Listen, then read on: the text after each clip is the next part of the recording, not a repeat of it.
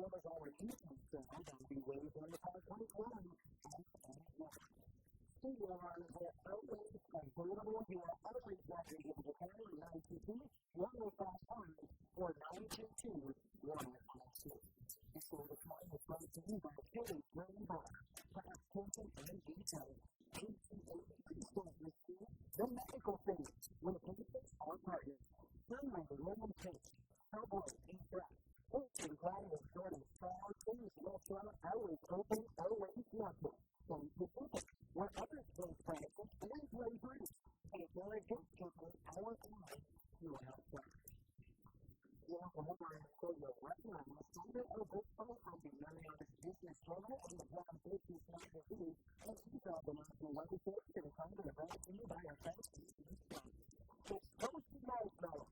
Now, Cracker Club, and once you start to swirl into a florist look flurry, it's now available on the planet.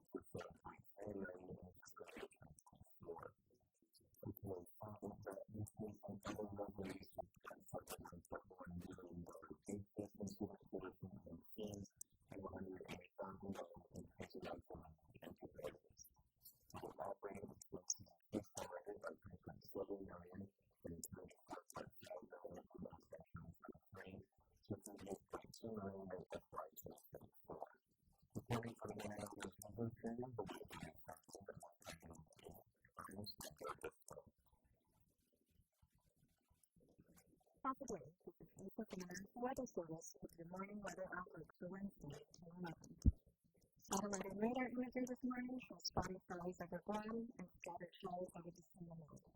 Still, a fairly quiet weather pattern is expected for the Marianas, with a mixture of isolated to scattered showers today as a weak shaft moves through the area. Over to marine and surf conditions, winds are gentle to moderate out of the east southeast. Indicating an imperative for speed will slightly decrease to around 3 feet, with double trade expected from tonight. Then, a gradual increase back up to 3 to 5 feet late week in response to Tuesday. Currently, there is a low risk of rip currents along all reefs.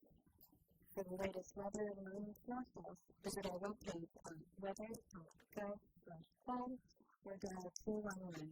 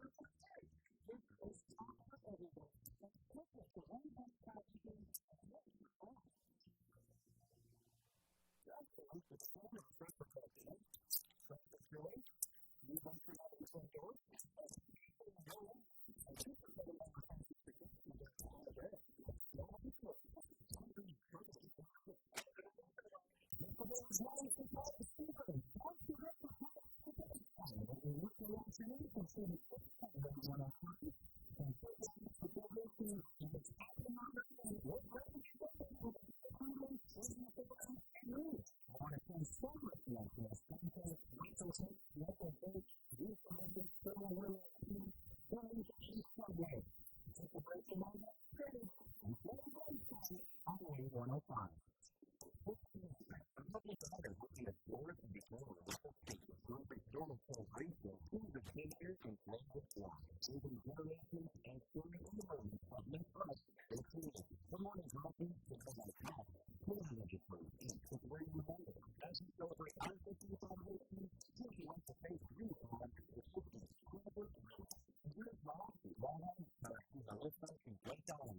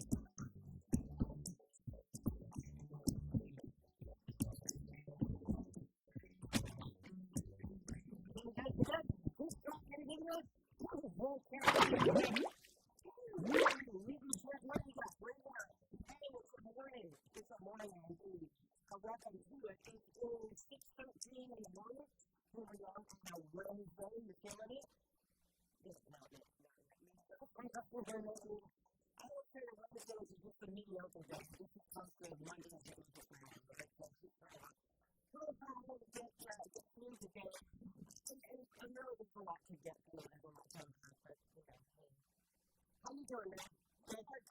Good morning, Tony. Hafa Adai, Guam. Welcome, everyone. American Samoa. Good morning, guys. And Philippines. Welcome to the Philippines. Oh, man, we have a whole baseball team, man. Yesterday, we had 2 games in the rain. You know what? I got to give it up right now. Literally, after each game, you guys are phenomenal. There's always something. Guam is always kind of finished with one. You know, some little champions, participation. You know, fitness season. And then, you know, sometimes they turn out the way to Pennsylvania. So we're trying, we're trying to see if we can get our athletes to South Carolina. Road Series, watching the Guam defeated American Samoa 22-0. Marianas, that's how we did it. Philippines defeated Hawaii 13-1. Yeah, absolutely. That's right. So, you know what? Welcome to Guam. Shout out to what I brought a little Yankees and the Pennies. Baseball in Guam has been one of those old sports. You know, they have villages that are built around, like, families that play baseball. And you know, they say that, you know, you do, right? You see the resources of the community based on what's in their community center. Religiously based on religiously based on. You can tell the fields that are kept up because the kids want to play baseball. You can tell where the courts have kept up because kids want to play. I wanted to see that they're kept up, but they're not always kept up, right? Inside the games, maybe, you know, and they change, but whatever the interest is of the evidence of the Pacific Family Rwanda, that's where they will build whatever sport is needed for the interest of the majority of the people there. So, you know, you have villages that are known for baseball, like there's about families that just come from baseball, and you know, they go inside the field. Right, they have to go the same thing with this kind of video. These things are like part of their fabric with the community, which is really cool. They breed these kids, you know, on the field like this. They breed them. And then you have, and going a little more, not really, that's what I'm going to say. You know, baseball definitely, I would assume that most, if not all, villages, at least in a basketball sport, influence to play rugby or for playing soccer doesn't mean that those are not so big ones. And for football. But we, not every community would take it or play pickleball at a class or community necessary for it. And I think that they have like a little pickleball award because there are people who take advantage of there's a lot of the young people who take the time to meet with the pickleball players. I don't know how they work out a schedule. I'm just going to be it's just people who are not like the pickleball court. But you play football, you don't play anything. Unfortunately, you know the people in the family. I'm seeing these kids come out, even the new guys, the parents are out there and they're out recording and it's I got to give it up for the moms, The moms are a different, man. That's a different breed of cheerleaders. It's good. That's a 60 feet. I have a step in that kind of family. It's one of the games in the heart side. The moms, I got to give it up to the moms. We can't really invest in them. Usually the heart story is on the American football again. They're a really more mindset than but it's ownership, right? It's for kids. You don't just send your kid, you're going to send your kid, right? I was talking on, I was a basketball mom. She's trying to laugh, but she played softball. She looked like she was 3. But basketball definitely and softball were her two big games. And those are like fast-moving sports. It's not like softball, right? Your hair and softball, it's not a whole lot of moving going on, from play to play. Sometimes basketball, definitely. Fast-moving sports, you don't have a lot of, degree of tension. And I remember being that woman. I remember doing that. I remember there was a guy, I don't know, his name is Joby, and he did coach basketball and basketball. And I remember having to deal with him for 4 years, or actually having to deal with me for 4 years, that we had this really bittersweet relationship, because I really liked it, because it was my house. Together, and I think I'm sleeping on my house. It's not important than that. I don't know what else to say. But I would just scream with him from the stairs, and he would look at me and point at me and say, one more time, one more thing. But, anyway, it's fortunate. I have a few more. So thank you to the Lieutenant Governor, Mario, all the projects, our sports centers, but actually appreciate that. A lot of renovations. There's only just one room centers now, and it's 2 different things in the time to get a job. When the parents that take their children to playing these outdoor sports, even if the children really not good at it, good on you for being able to door. Because kids are lazy, bro.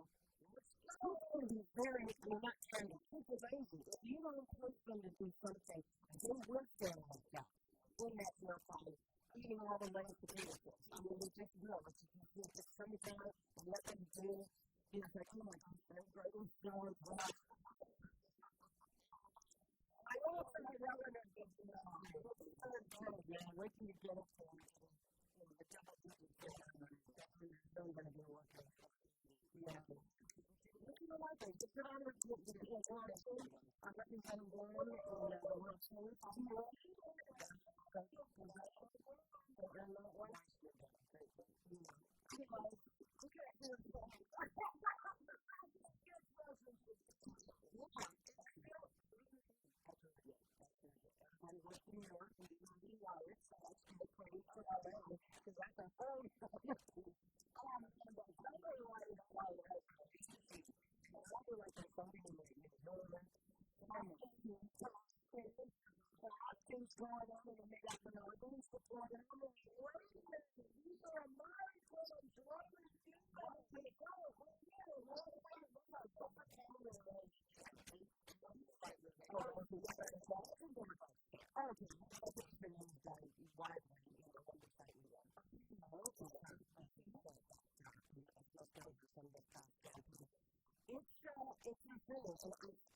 wondering whether the city could go to the third, fourth time, or whatever. Okay. Those things is less as a debacle than it has been the past couple of years. Yesterday, last the week before, was probably the worst that we've seen because they had to deploy more national government, and even had to deploy the 700 Marines from Tupac. So that was like, I think, the height of it.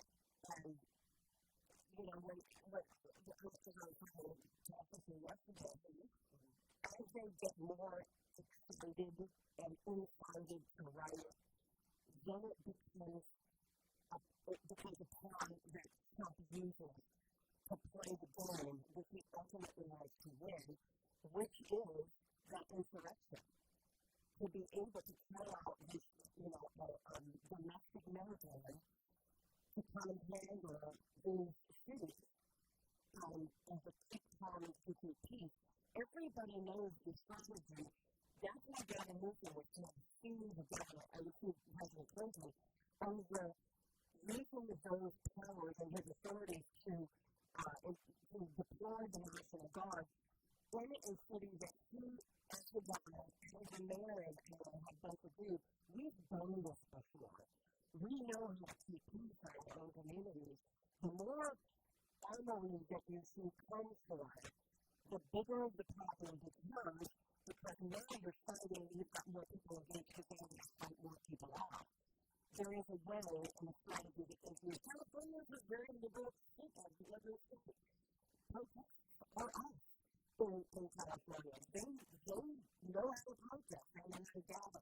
They've had some very violent areas, for example. I mean, the example, I don't think to pull off the National Guard over the Marianas. That's the most recent of them. They had protest, peaceful, and violent, being dangerously able to tie the town. And pulling off the guns was just making people more invested in going out there and fighting for the community. And you got to remember what these people are doing. What they're doing is they're protecting their own communities from this insurgence of federal officials coming in to snatch people out of their homes and out of their neighborhoods. This is what people are seeing right now. So they're trying to slow as much as they can because it's graduation season. And then parents of children who are immigrants. They may be here illegally too. But they want to go see their kids graduate, right? And they don't want to walk out that stadium or walk out of that gymnasium to an army of ICE agents that are trying to pick them off the street and take them straight to a detention center. So, it's fear and pandemonium when it comes to stuff like this. And that's what's really, like I said yesterday, it was just last year that we were walking around without a real ID, and we're all doing that. Now, if you don't look like you belong here, and that is, if you're not blonde hair, blue-eyed, red coat on, you probably consider the darkness. Because just a year ago, this was not even happening. And that's what gets people just taking it seriously instead of starting to happen and listening to what happened. I would say in watching the LA protests and riots that were taking out last week, it was the one in front of Home Depot. That was completely unnecessary. That's art, display itself. That's anger and fear and all of the emotions that one must have, that their freedoms are at stake. And I can't imagine what that is. I can't imagine being living in a place where I look like I could not be a U.S. citizen. I was born in Austin, Texas. You can't get any more American than that. But you look at me and I'm like, right, I could be from Mexico. I could be from El Salvador. I can be from anything that's Latino, right? Anything but from Austin, Texas.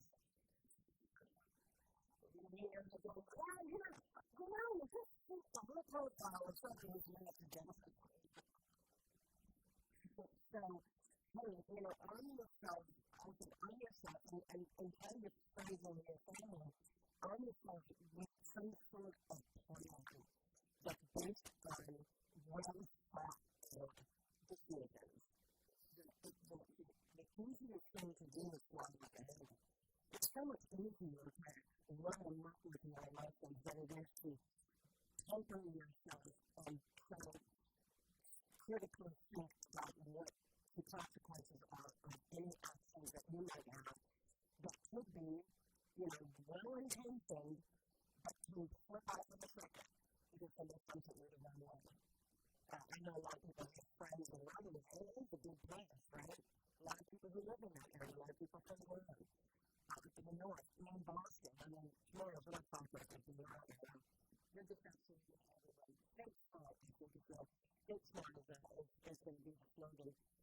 They're trying to people. And if you can go into a place like that, again, one really state that contributes the most to our national confidence.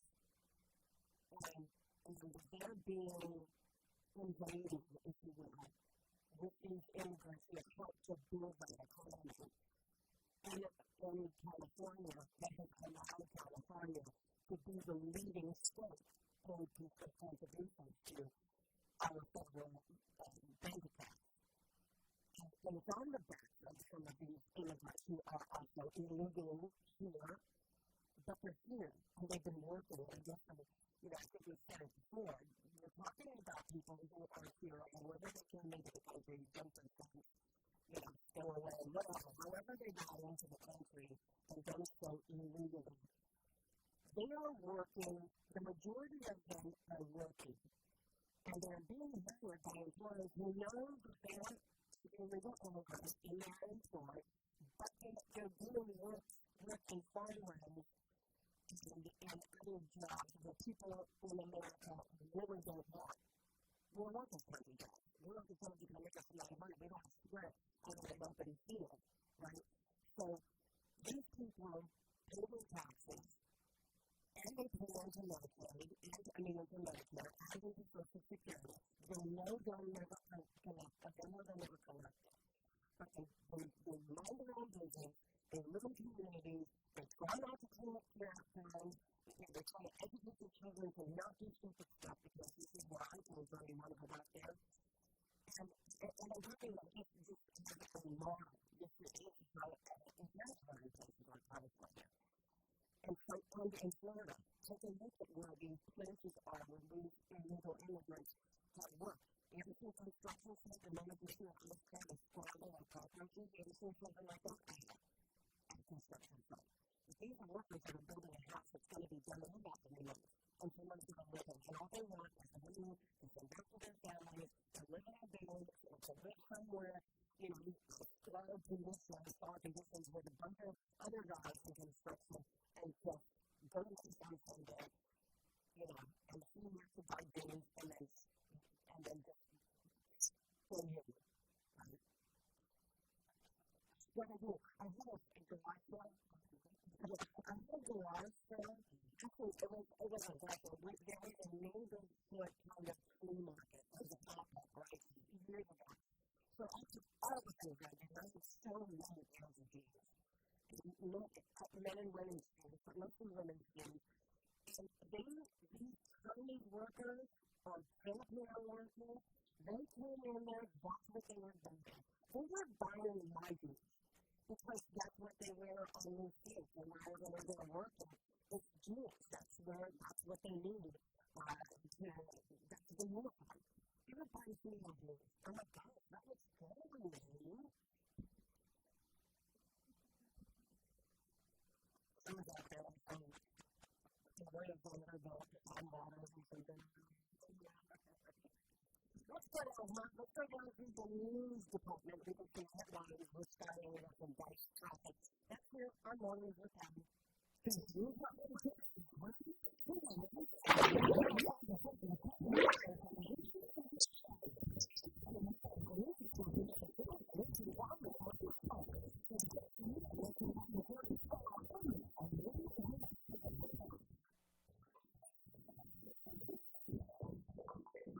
Yeah, good morning, everyone. Welcome back. 6:31 on a weekday, Wednesday, June 4 on the news at 1:05 on Thursday. We have a local headlines for you right now. It's Simon and Pittsburgh from the Marianas Business Channel and the Guam Business Magazine. It's our proudly brought to you by McDonald's.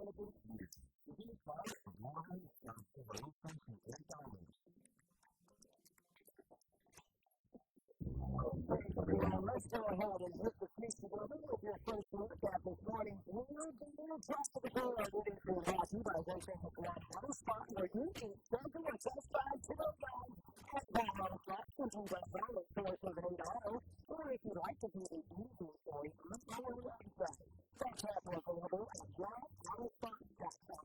You can check this Guam Water Spot at 8 And it looks like traffic is right this morning. Also, do not forget summer school, guys, and summer school. We got a little bit of 3 hours in school this morning. The traffic really picking up later on this morning, but if you happen to be coming around, you're looking at about 4 and a while. That's going to be on the southern side. We got no delays through the middle. It's really nice and smooth. And right here this morning, I was hoping those of you getting around town in Chicago. I know the ones around right now, but on the southern end, it really takes up a time big case if you're all that this morning, but not seeing too cars too much today. So let's keep our eyes on no snow testing and driving. Allowing some braking distance between yourself and the vehicle in front of you. Trying to control each other. And remember, guys, seatbelts are sexy. Make sure that your seatbelt is fastened. And that our teammates are fastened in the proper seat and in the seat. If you really do yourself with a voice, you know you're probably on the way, but we won't take that and go. And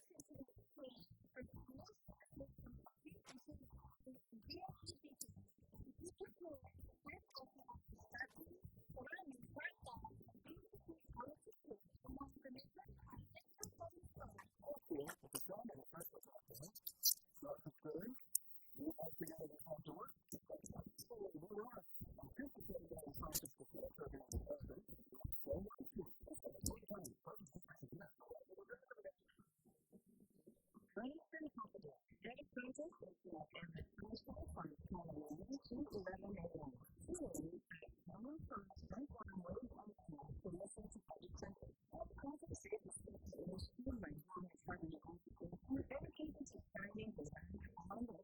machines for rescuing and chasing the perfect Chinese ancestors from Hangzhou to Iran on the Marianas contract with Chinese and Guam. Hafa Adai Guam engaged in the conversation and raised the production of Guam with Guam and Guam. We want to hear from Patti and Patti. We know that we want to find this out. Join us at the program on right now.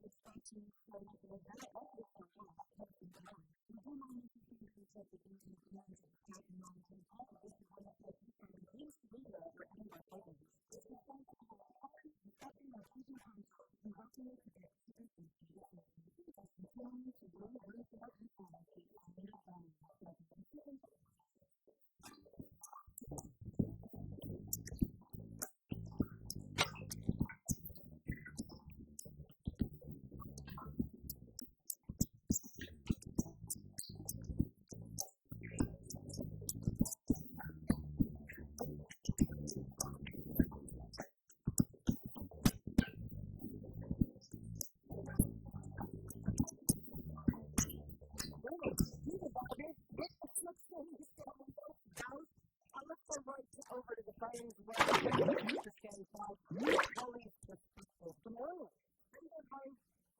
I'm well. I'm a coffee with some kind. Is this one your coffee cup? Is it? Yeah, I meant to pick up yesterday, so I have another one. Okay, regular water? No. I'll come get it. Yeah, what's on your mind? What's going on? I mean, I'm at the video and stuff. I'm figuring out what's talking about this. I kind of want to know, I kind of want to get your opinion on this process thing. With the governor yesterday saying, what is it going to do to you guys do? I saw the back and forth yesterday, and so the AG put out another statement about what the governor is talking about, right? On the court order. Well, not the court order, the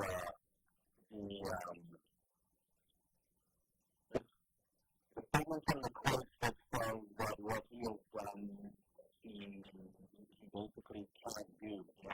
He can't spend the money. He can't continue the contract with the hotel and community. So where is that, by the way? Where is that hotel? It's kind of road, right? Yeah, that's not the way. Is it the one that's across the street from the window? I'm not sure. It's not Wyndham, though. No, it's not Wyndham. I don't know which one it is. I've never seen it. Well, the latest is now he's saying that the governor has to reconcile what he does not sign, which he says hundreds if not thousands of contracts. Since she's been governor for 6 years now, and so he says this decision now, she blindly said, would argue for jeopardizes the enforceability of every contract. Her own bureau officials and certified ministers is not issued and has been homework. And so he says every time on an unsigned contract appears to have been legally issued by her own administration. So that's who he's thinking now on all of it.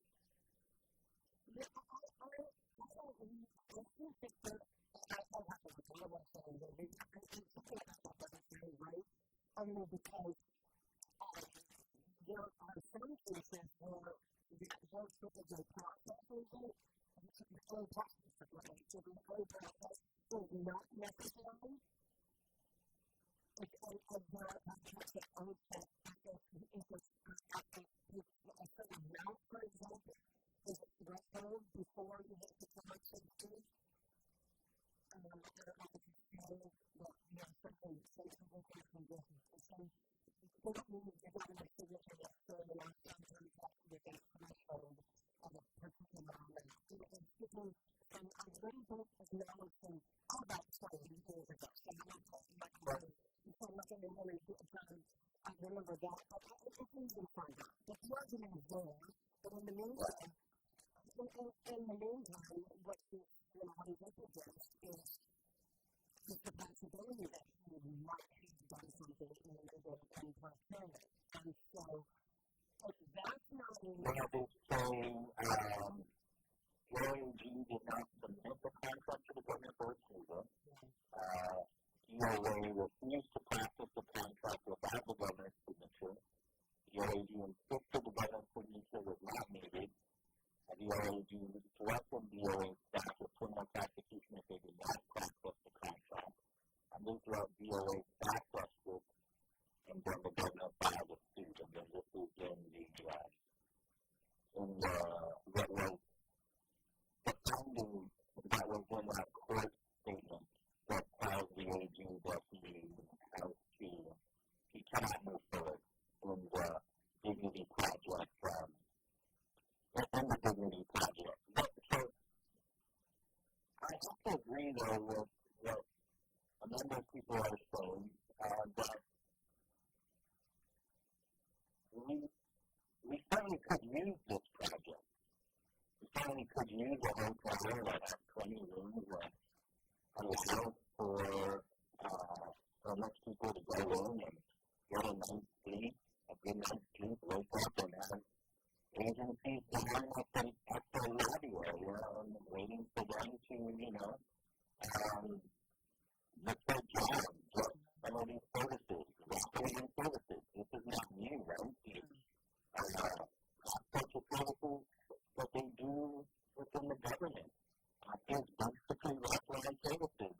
And so even if it's only for a year, and it's only $1 million, I don't understand why they just can't move forward or why they're just back and forth. And so, I can only assume that it's politics in place and both sides are guilty. Simon Simpson was on the chat this morning on the way which is that now will be running for governor, who recently says and does speak to us. Someone had to say it, I guess. Someone had to say it. I've heard all of the rumors, which is addressing an article I found yesterday about Tom Fisher and his issues with Cameron Congress, and then they insert in these Congress and really when they're talking about weekday, so if you haven't yet decided whether or not he's going to he doesn't announce his candidacy to re-election. And we know that, the curious thing put that in one of the news stories that just sort of brings to the same, rumor that everybody else is talking about it, but he basically found a way. And Simon, he's been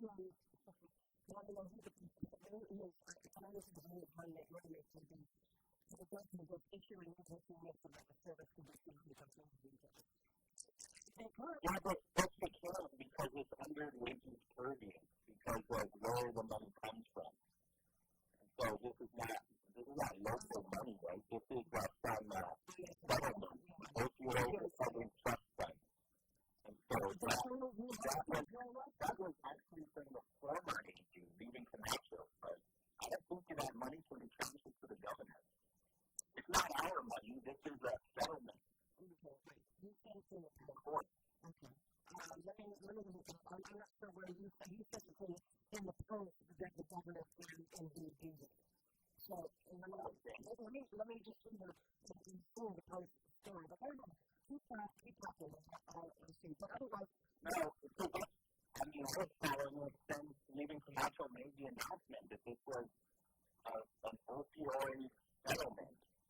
And so, he took control of that, and he made those statements, and those were that was what he was saying that they would do, and then in comes the new AG that now has this.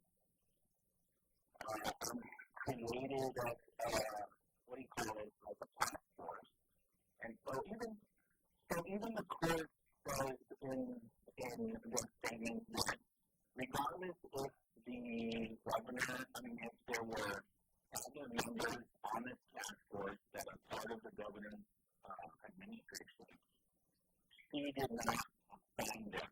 So, and they're not also part of this civil case either.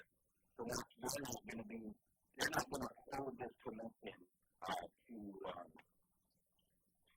the same. We're not going to hold it against them like we are with the agency. What's your goal with the political? Well, the political parties, I don't understand. It's $1.13 million to help them out the border there. I don't know. I'm not going to say if I was getting, but I just don't understand why the government just won't sign it. There are bigger fish to fry. And the argument is that, the government is already doing that. Clearly, we have a vulnerable population. And we could use a better money. We could use this hotel for this program for 1 year. And at the same time, simultaneously. So I don't know if they can transfer that money. I've never heard that before to the governor.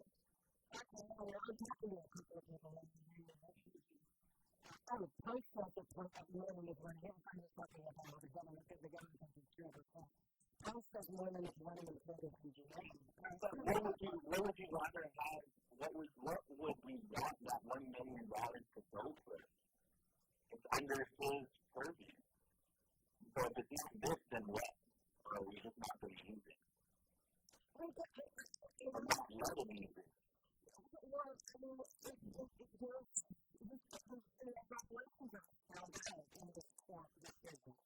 There's funding that is so this is the joint people. So at this point, yeah. And I agree with that, but I just don't know if it's needed to get this far.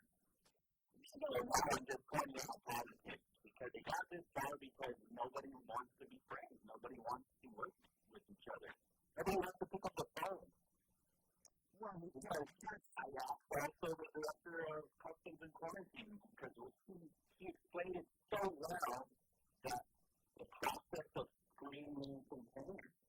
And it sounds like that's inspecting, not physically, but it sounds very much like they are inspecting every container. Yeah, they do have a process.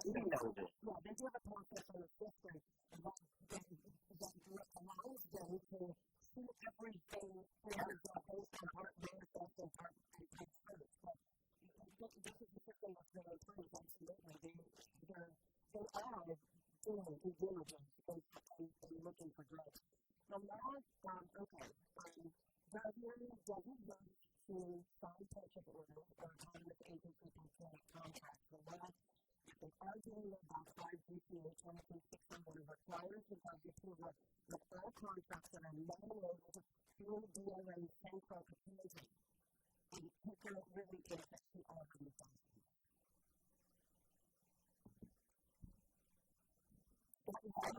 That was the mean. The argument made in terms of on the hearing in the So, I'm not arguing what the court is saying at this point. I'm just saying, how did we get to this point? There's other signatures not on it.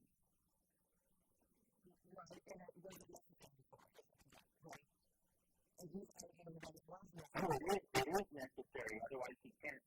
That's why he can't move on, right?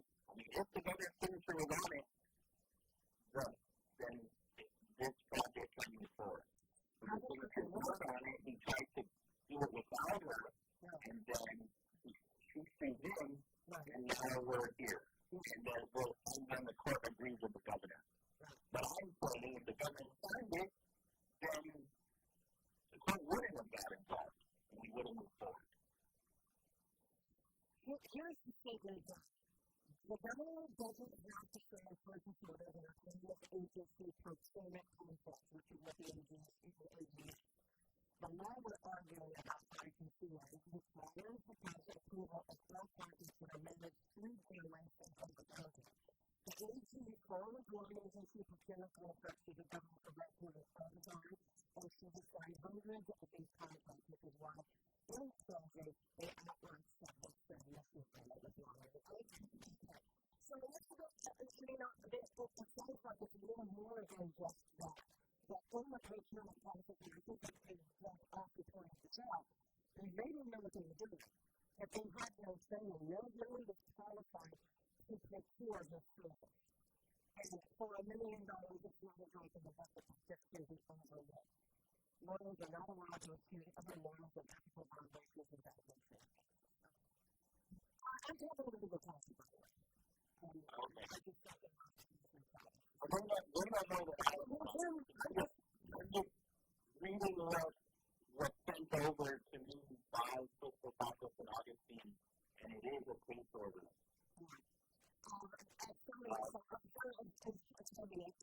Which is another argument for you got to move into the time that you need to work.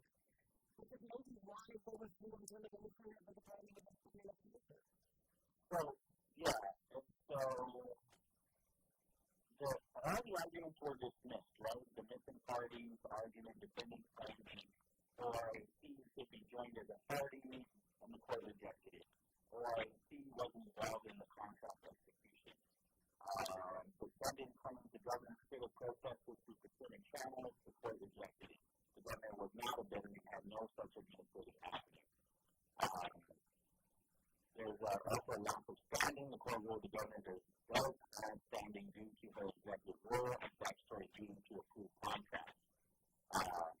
And then the AG or the OAG argues that the governor waived her right to object because OAG approved her appointee, and the court rejected it.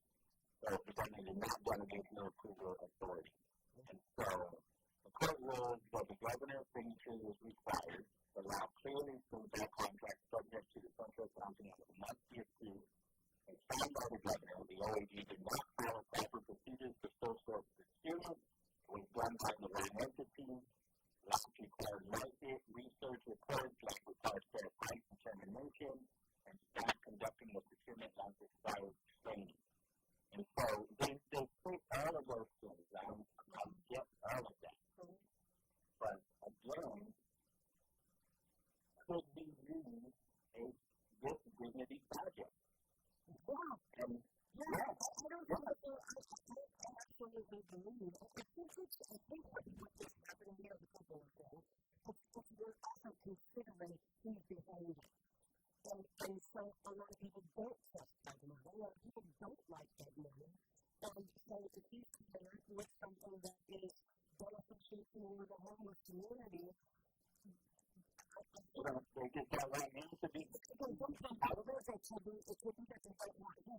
But it's also kind of a weird double standard because on the one hand, he'll post guidelines for 30 days for all the islands to see of homeless people who should be ticketed for homelessness.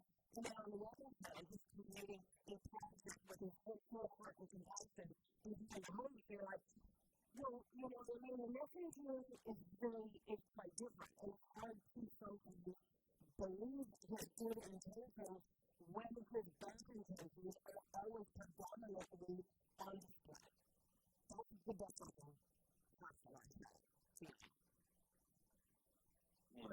You know what I mean, right? That's what they don't believe.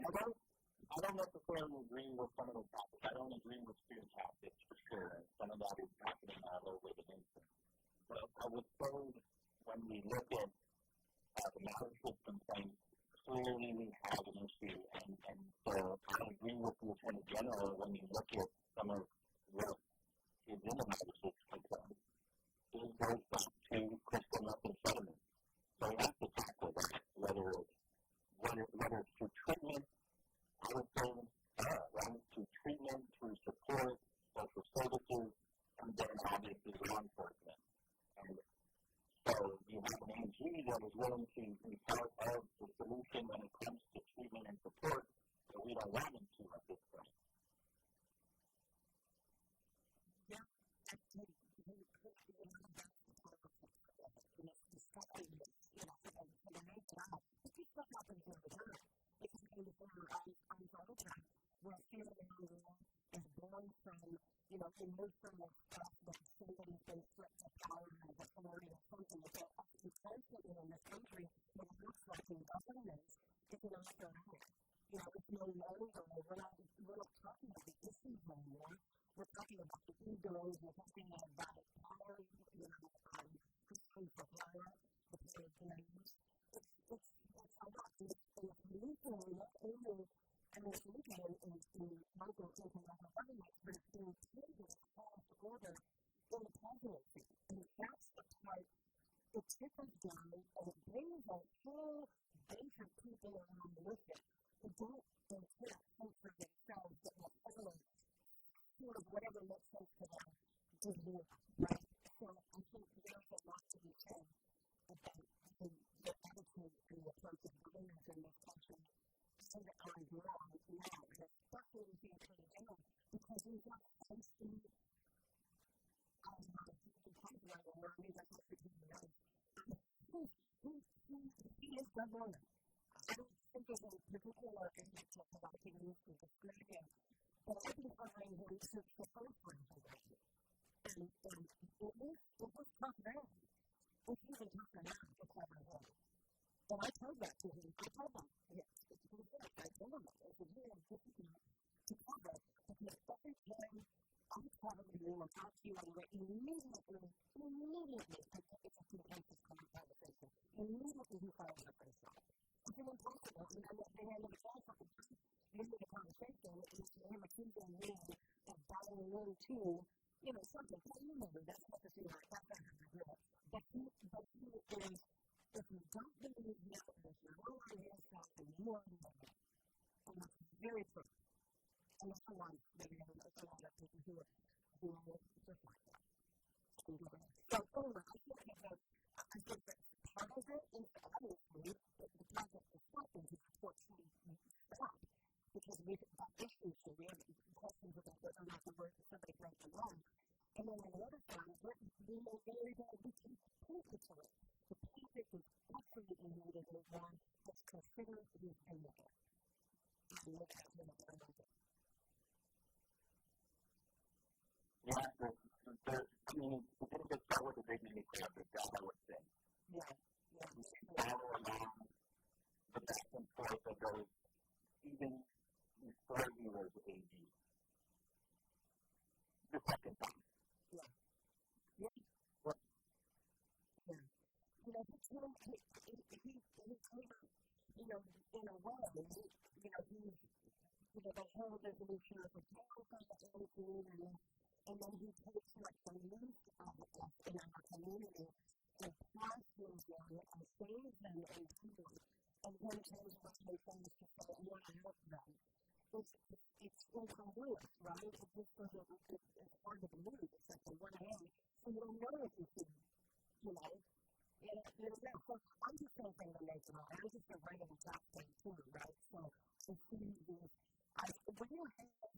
when you have the American Social Workers Association coming out and alone, telling them what you're doing is different benefits of the community, somebody's got to listen to that. This is what people brands at this point. And the baby is insane.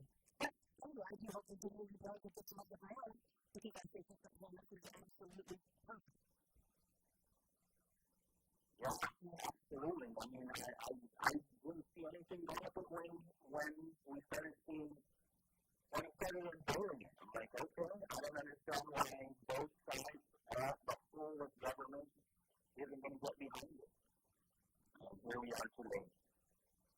Well, I mean, it's a whole of government. Are you saying that this grant is money also to law enforcement and youth services from these departments to come to this lobby, government only has to provide these services to the public, right? Yeah, I mean, I would argue that if this was anything even Camacho running, or even Chief Santos running, I would argue that we would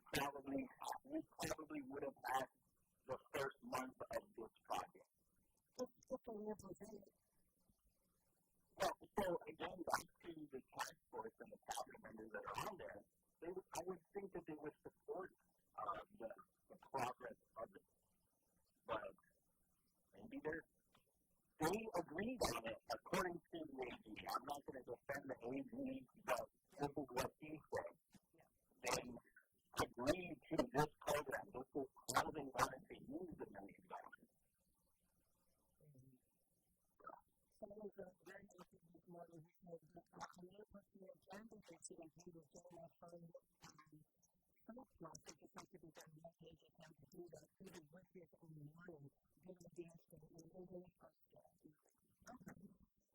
I get all of that, but if we wanted to support this program, we would have said, hey, we're noticing you're doing it wrong, let's help you. Help you do it right. There might be the difference between they wouldn't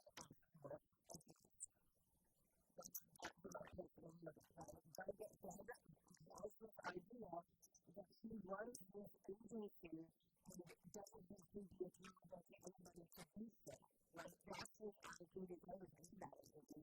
He's always tried to be so independent of anybody else than to tell him what to do. He was hard to make people don't have to be like that. You know, so there's a lot of that. By principle, you're right, and I think a lot of people agree. By principle, the dignity project, the way it was funded, in the Scorpio suit, is phenomenal. Is a way to, some of the homeless, as long as that border on that number of people. Yeah, and so in the very beginning of both administrations, we started working together. The lieutenant governor was at the AG's office, and they were saying what we're going to do is we're going to go to the encampment over at the Marianas West. We're going to go get them support. We're going to go distract the Guam Regional Transit Authority there, and we're going to bus them over to that Guam services over at the General Foreman. I went there, I was there, and I saw both the administration and the AG working together. And then that was it. Did you take photos? That's the other thing. The director of the Office of Homelessness and Poverty Prevention was there with the AG and their license of government. So it was both things that they were working together. All right, now, I'm going to be hooking up with somebody who was standing toe-to-toe from Guam in Israel with the rest of the body of the picture. What we have, no only the reading in the Marianas. So, that was all the time after like 15 minutes, and then I also made a formal request to those who wanted to come. The president is able to see to give me a sort of record on this, and what it's going to make for us to grow. And from your perspective. I appreciate that, Patti. Okay. You can always understand. I know there's this one page we run now, and anybody can do that.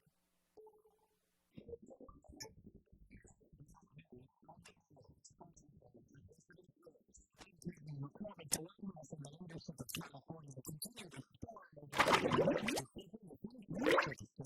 government project to work immigration rates.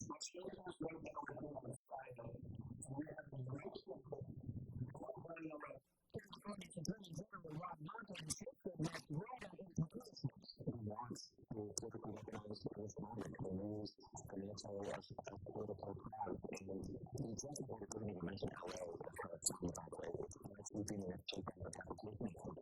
And 700 Marines have now arrived in the greater Los Angeles area, and the cost of military involvement is $134 million, according to the Pentagon. Defense Secretary Pete Hegseth will go get the award today, answering questions from lawmakers. Democratic Congresswoman Buddy McCollum, Minnesota. Active duty military officers who in no way in domestic law enforcement and the United States for this message. I asked Mr. Foxwell, and I asked before he when the troops were released in California, President Trump said that there's no danger they'll leave. And he insisted again many of the protesters are being insurrected. On a school shooting in Austria this morning, there's like 10 people died. The suspects in the attack were the former student at the secondary school where the shooting took place who did not graduate. He also stated that such was a 21-year-old X-ray man who they believe acted alone. They say he used 2 guns during the attack and when he killed himself at the scene. New York State lawmakers have approved a bill that would let criminally ill people in their lives. Michael Wallace said that there were a lot of New Yorkers who have been given less than 6 months to live to request a single capsule of drugs. State Attorney Linda Fires from Clark Forest is a registered nurse. You have the right to choose what you want to do for life. That's not the point where I feel very clear it's time. New York's Catholic Church has mental aid and dying and rules respecting life. It's not clear if Kevin Catholic will sign the bill. 11 states have similar laws already. Michael Wallace, CBS English is trying to have a 7-day attack today of the hopes of crabbing the trade wars. CBS's Kelly O'Grady is following. We do expect this to last over the week, and so, yes, it was a really good sign that both sides are talking, and now there's a lot of representation fixing them. But we're getting different leads from both sides in terms of how they're going. And something the numbers are in the most great. But this week, the economics are just this is CBS News.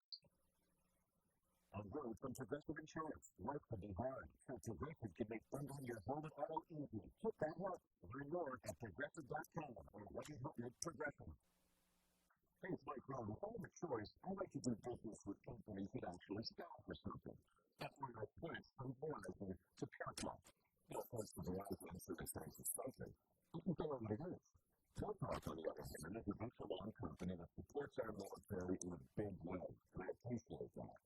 You have also posted unlimited talk and text and plenty of data for half the price of the big guys. And I do like being on America's most dependable phone from business for just $20 a month. But what I really appreciate is no contract, no cancellation fees, and Paramount's commitment to handle all their customer service in this country. I thought for myself. I went to Georgia, I got a tour of their headquarters, and met their CEO, and I talked to the same customer service folks that you talk to when you dial pound 250 and say keyword like one. Switch to those, say 50% off the first month, when you dial pound 250 and say keyword like 12, or 10. I wonder which company that actually stands for something. You remember that Korean War Brand are ready to get back to work. Yes, we can remember that. That's the story. Teams Iran and Greece delighted fans outside the military base in Sun City where they were released from mandatory military service. One paid the socks, each expressed gratitude and promised to return with a brilliant school performance. So, how are you? Finished? Quick salute and more love from fans. The final battle of this school in the military finishes up next month, which allows players to win life over this year. Deborah Rodriguez, CBS News. Owners, welcome back to and entertainment. Last night's 25th annual BET Awards. Kendrick Lamar was the big winner, scooping up 5 prizes, including Album of the Year and Entertainment Spot. That could be Ultimate Icon Award. I'm John McCormick, CBS News. This past week was a historic shift for Southwest Airlines. Winner of the company. Engine positive fortune magazine with the Fortune Business Update. It was a day Southwest flying stock would never touch. After 54 years, last Tuesday was the last day that all Southwest passengers could check 2 bags for free. Under the new policy, people who haven't reached the upper levels of its loyalty program or bought a business class ticket or bought the airline's credit card will have to pay for checked bags. Southwest has struggled recently and is under pressure from activist investors to boost profits and revenue. More changes are coming. Next year, it will leave behind the open boarding system that has used for more than 50 years. Seats will be assigned. Southwest has also said it will offer seats with more legroom and transfer form and offer red-eye seats. I'm Jeff Colvin. Yes, ma'am.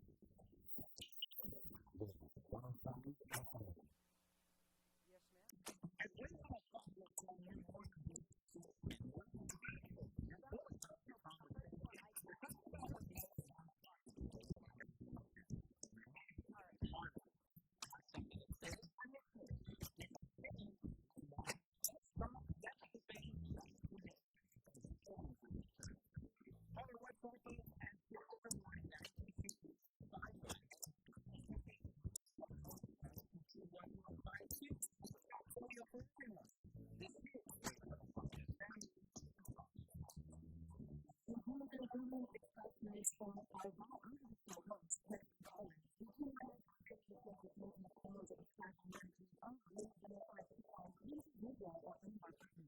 Because if you get a call, you can you're walking into the situation, but you know, you're on fire up there, and you're going to go.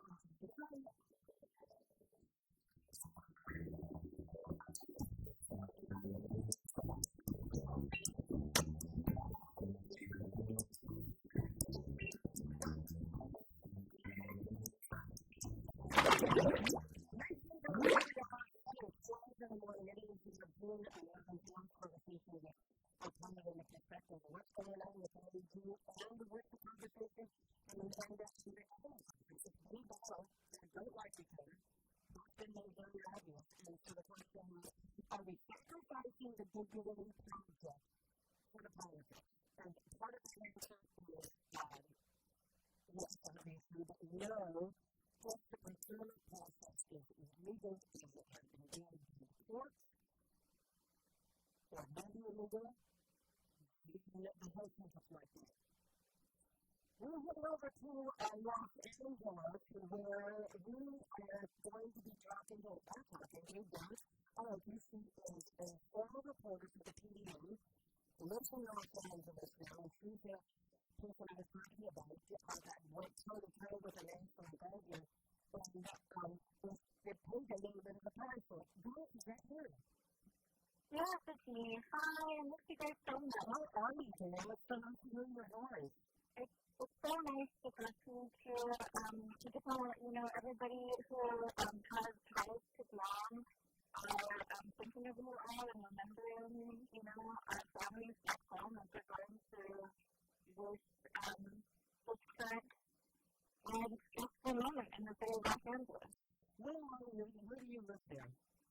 I actually live a few blocks away from the federal building in downtown. I actually really love downtown. I'm sitting in front of the Central Library right now in this beautiful historic building. And this is my neighborhood. So when the ice raid started happening on Friday, I was a block away from one of them. Immigration customs enforcement agents came to our chapter or store in the Thompson district, which was a block away from where I was buying flowers to make lei in Myanmar with some of my family friends. And when I heard it was so close to me, I was very upset at the ice in our neighborhood and the injustice with which they're being kidnapped. But when it was so close to me, I could hear how it is buzzing. I could hear the flashlights going off. It made me just heartbroken.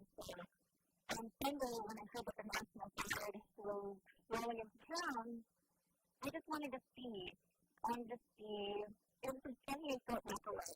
So I wanted to see just what was happening and how many persons were there. And I was early enough to go late. There wasn't a lot of National Guard presence, but I felt like I recognized them from my time reporting in Guam. But, a little delusional. They're not the same people, but I felt so connected to the reasons why people signed up for the National Guard because I've interviewed so many of them when I was reporting for PDM. I just felt like I needed to stay and I needed to talk to them and make connections with them and have them remember their vows, remember the oath that they took to defend the people, to defend the Constitution, and to really think about whether or not they want to be the sort of history that they're on. I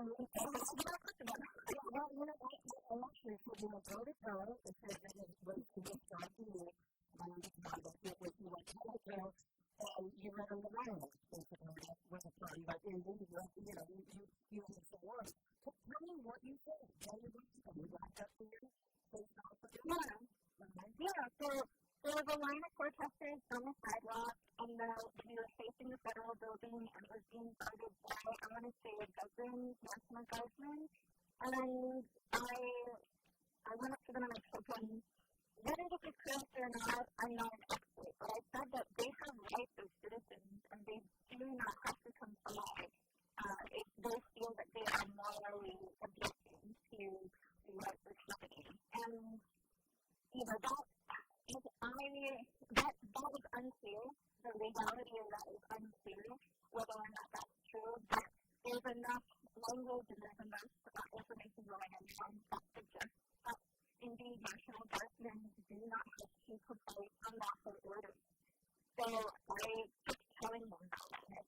I was standing at the front of the line, and this is something that I haven't seen a lot of in the media in general. A lot of peaceful protesters at the front of the line speaking loudly, speaking their opinions, and not engaging in anything other than peaceful demonstration. What you're seeing on the media is a lot of inflamed emotions, and rightly so. We're very angry about our neighbors being kidnapped and family members being taken away, and parents of children who are graduating from elementary school being ripped from their families.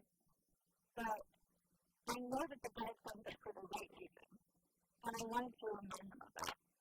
And I was standing there and protesting for hours, and then as the right field started to come up there and more business, we're standing in front of Department of Homeland Security of federal agents basically protecting them, and I kept calling them saying you should be on our side, you should be protecting the people, the protesters, and not just their neighbors to come home. And I was right in front of them, in front of all the other protesters, and they moved forward to discuss.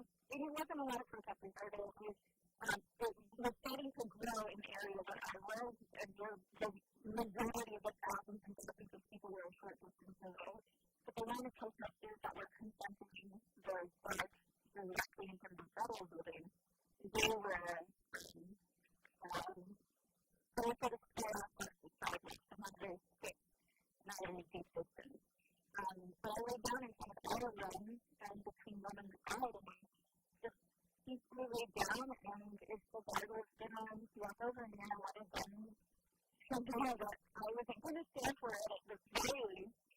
I just wanted them to know that, there were people willing to lay down their bodies to prevent them from moving forward. Wow. So what did they do? They marched over me. I saw them flinch a little bit, but they marched over me. As they moved over me, they started to push back on the protesters that were behind me. And as the rest of the guardsmen and the DHS agents moved forward, I grabbed onto the hands of somebody who was reaching down to pick me up, and I was a guardsman. He was saying, are you okay? You got your phone, here it is, and I held on to myself. And I said, you have to keep the protesters safe. You have to keep the protesters safe. That's what you signed up for. And I tried to hold on to him, and I tried to hold on to him. And one of the guardsmen pushed me away from him, and he pushed me pretty close into the ground. So then the two guys started going off. And some other protesters attacked me up. And we dispersed at that area. But that was very early in the day, and no one resisted to the movement of these federal agents afterwards. But I think it's important to note that the aggravation was instigated by DHS moving forward, and the National Guard standing in front of them, but the protesters were peacefully standing in a line, confronting them but peacefully. Where was this exactly? What part of the city were you in? So the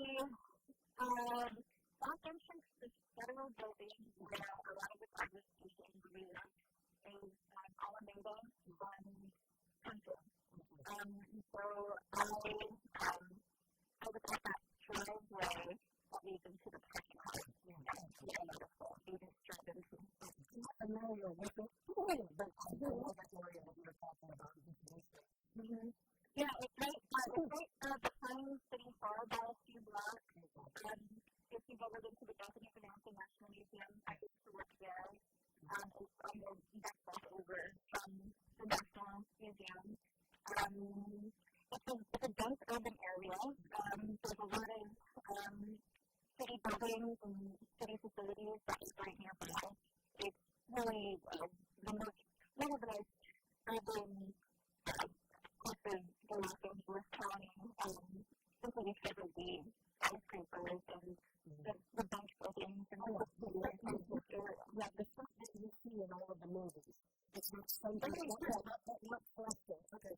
So, the media is reporting today because we're not famous from afar. And what we see and what we hear is the things that settle down, slowly work for the other day, but it was a pain. Do you have your move those in? Yeah, so again, I'm in downtown and in front of Central Library. It's calm, people are at work. We're not seeing any natural guard presence, no Marines present. I'm not hearing any protesters gathering or marching nearby. What I'm hearing is that a lot of the protesters are activating at the sites where ICE agents are being reported to try to prevent the folks fleeing to not be taken away.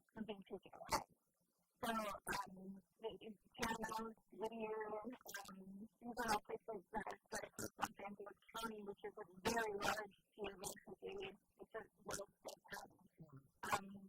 So a lot of suburbs are seeing a lot of resistance, but with a lot of protests that emerge in Los Angeles, they start in downtown, and then what we're seeing is that as more homes are going to be going into homes, into stores, downtown is just one of many places that they're going to be.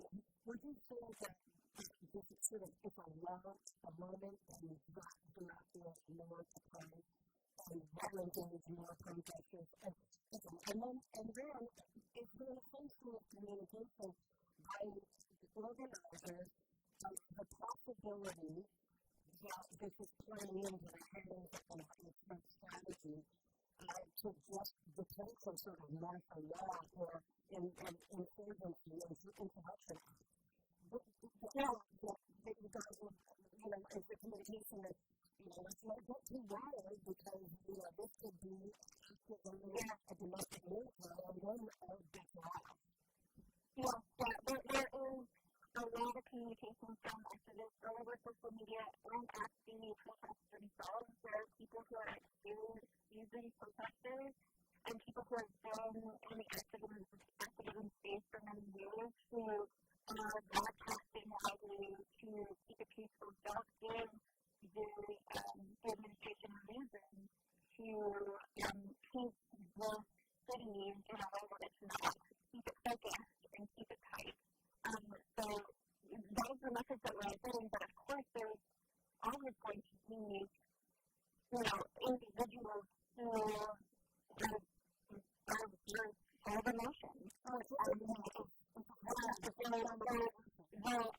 The communication is there, and for the most part, the thousands and thousands of majority people who are coming out to protest are doing so joyfully, they're dancing, and, the point of bringing joy to a protest is to remind the administration that we don't have to be enraged and we don't have to be violent to make our voices heard. We are here for our neighbors, we're here for our families, and they deserve our children standing up for them. And, that makes this community in Los Angeles really unique because this is how we've been doing it for many generations. Yeah. Well, if they have captured the world, it is, it's not the impact of California, it's violent protests. They've been protesting for decades, and they know how to do it, they do it right, and I'm not opposing to they've done it right, the only right policies that the spirit of the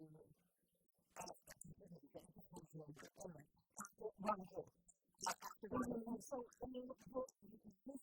this is truly a successful that has been carried out in other major cities where this is taking place. In California, it's certainly been, the trailer, if you will, to what's being played out in all of the other states across the nation. So, I think the messages of being too cool, too calm, and be smart Because what we're doing is taking a money that's reason to come and bring in more people that look like California to be taken over by the white Congress. Yeah. So, are you okay that you get hurt when you got knocked down? No, I mean, one of the reasons why I wanted to stand in the fight is because I am a very small woman who I look like somebody that you might want to take care of. And most likely, maybe in the interest of convince myself or self-absorbed, but I'm going to go ahead and do that as a privilege that I can use to participate in my kind of resistance. And so I knew they weren't going to hurt me. I knew that they were going to have any real harm to me, or at least I was convinced of that delusionally. And they did it. And I was still in the fight, and I was still able to make my point, and I was still able to look men in the eye and remind them of what was pleasure on your face of them when they were facing the stage and the story they're going to tell their grandkids about where they were in history.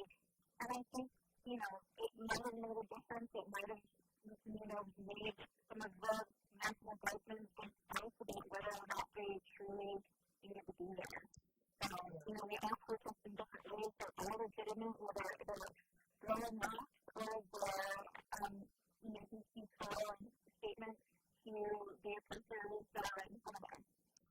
Well, this is something that you, in Canada and in America, certainly is a badge of honor. I believe that people who come out and try to support the movement and to turn around the movement that is going in the wrong direction. Would be able to find because critical said something and did something. Actually on the ground down it, you can't have that either. But the part of it is that you were saying as a journalist that you were taking a look at it and having a social situation. So there's that too. I mean, looking to you personally, I just wanted to say that it looks like some of these partners might have some sort of conscience, right?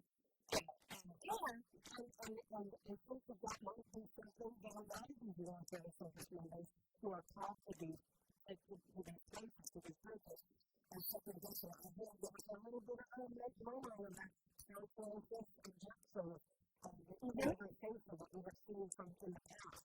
But for harm's way, keep doing what you're doing. What you're doing. Thank you. More to come. There's people this week, so keep your life skills. Okay. Your mom's in New York, but I'll give you your number and we can contact together when you need to.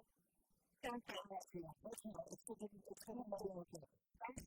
And she was a journalist for the Pacific News at one time. She, originally from another company, and moved to Guam, lived here, went to school here, and then relocated to Los Angeles, where she's doing a business thing. And we're saying that these demonstrations are being on constant place as these national movement works. We are exactly at 7:30. We'll take a break with the headlines and some traffic.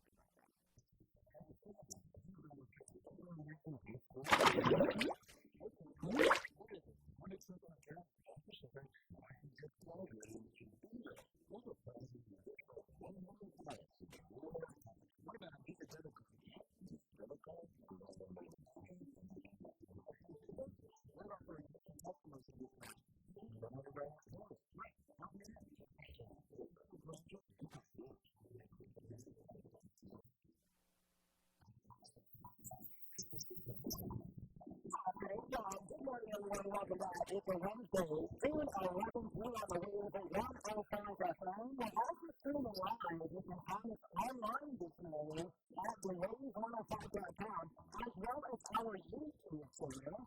That's Waves 105.1 and Guam. The program, the Hafa Campaign, proudly sponsored by Rise Our Animal Hospital, where we treat vortex like the valued family members that they are. That's Rise Our Animal Hospital, your other family doctor. We'll make the headlines for you right now. We're starting with this story from the Marianas Business Journal and the Guam Species Magazine, brought to you by Marianas on Magazine.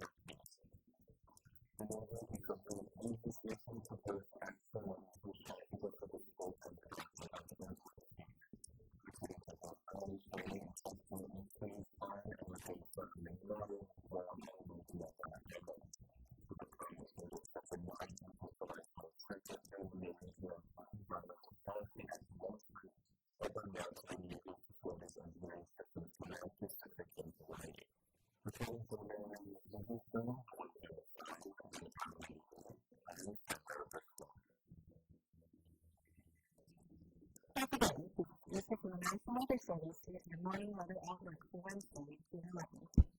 Starting at lunar imagery this morning shows spotty shadows over Guam with scattered showers over the Panama. So, a fairly quiet weather pattern is expected for Marianas with a mixture of isolated to scattered showers today as a weak south moves through the area. For the marine and flood conditions, winds are gentle to moderate out of the east-southeast. Repeating the weekend days, our speed has slightly decreased to around 3 feet, with little change expected for tonight. Then, a gradual increase back up to 3 to 5 feet locally when it comes to coastal. Currently, there is a low risk of weak winds along all routes.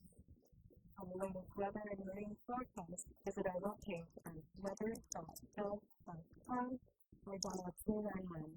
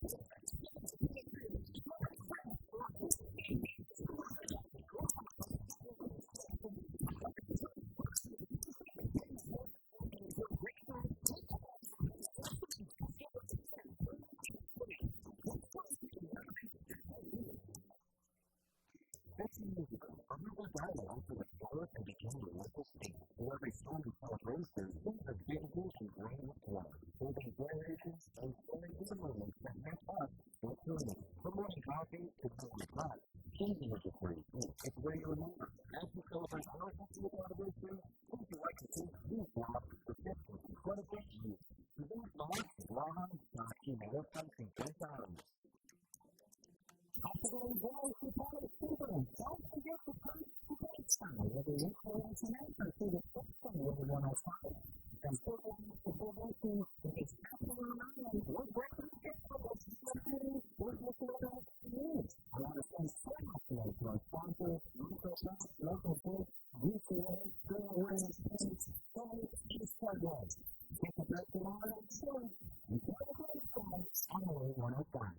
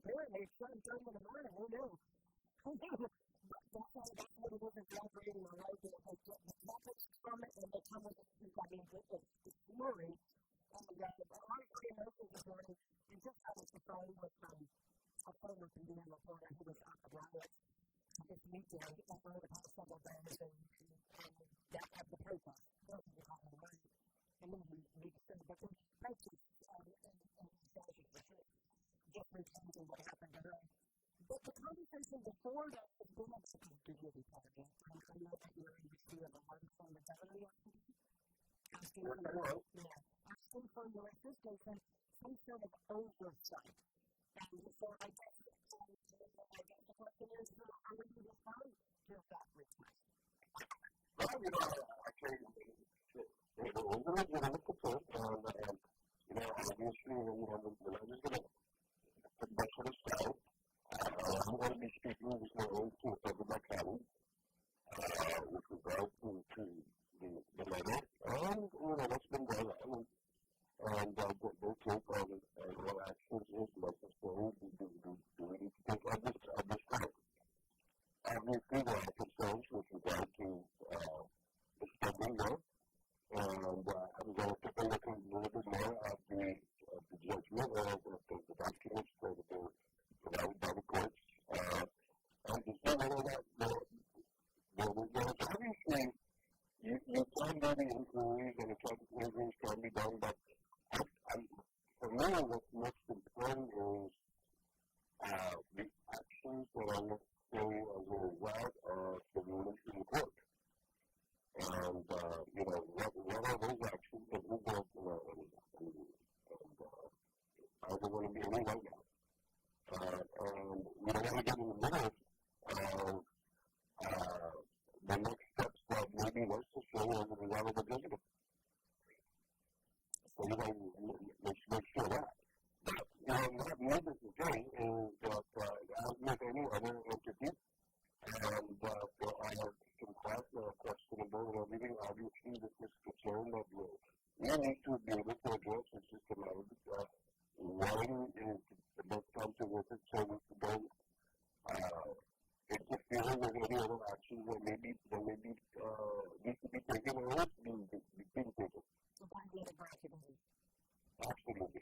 And So I think the only thing with oversight this would include what the legitimate concerns on the outside of this ruling and the thinking of this concept of capacity by the dignity package.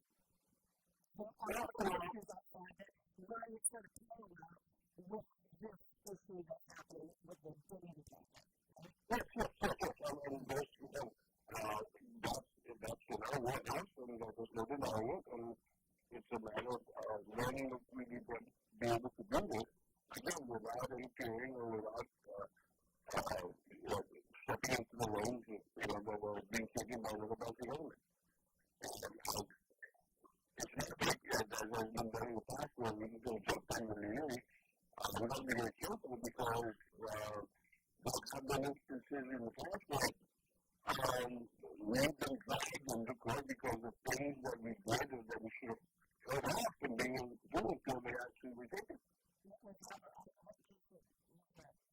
Well, there's a couple of cases, right now that are one is where right now we have the ability to be able to say that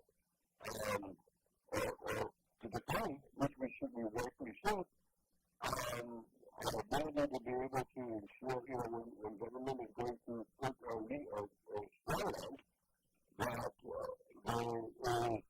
the legislative, responsibility. Yes. Well, in this case, there has already been the cases that have been outlined that there have been questionable tests and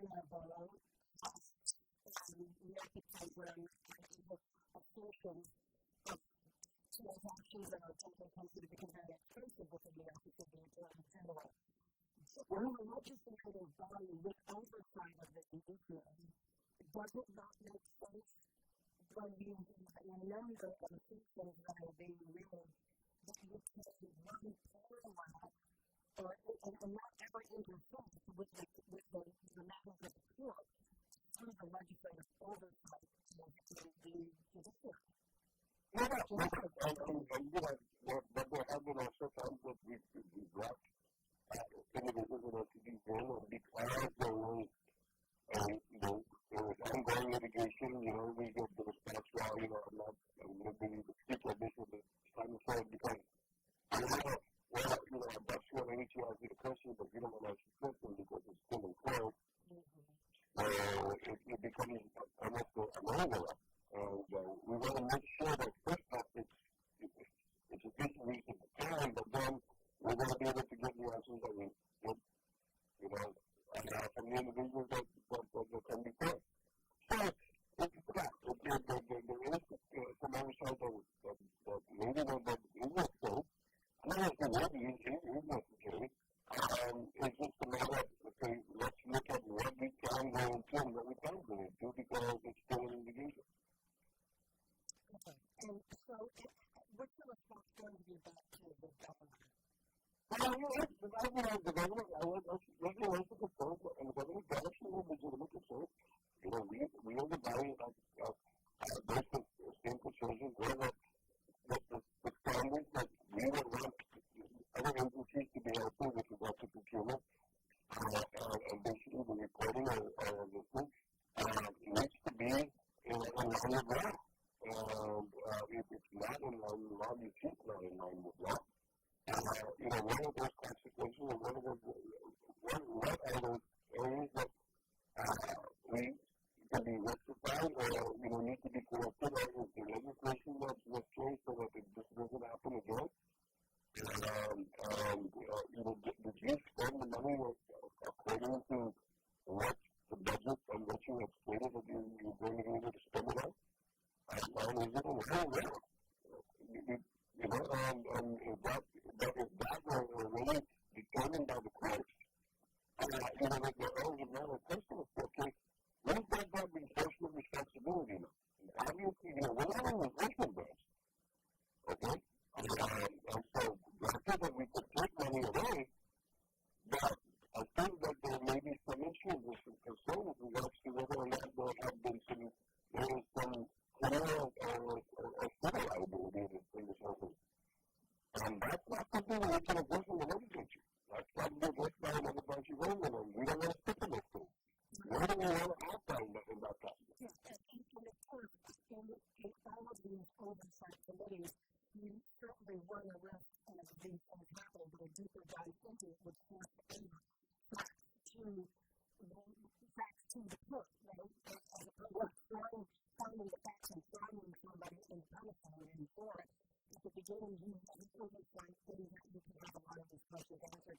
And so the issue will be, though, if the legislature does take it over, and it will have a direct impact on the Judiciary Committee chairperson, who I would think would be recused from the process only because she is being represented by the Attorney General in the Fisher case.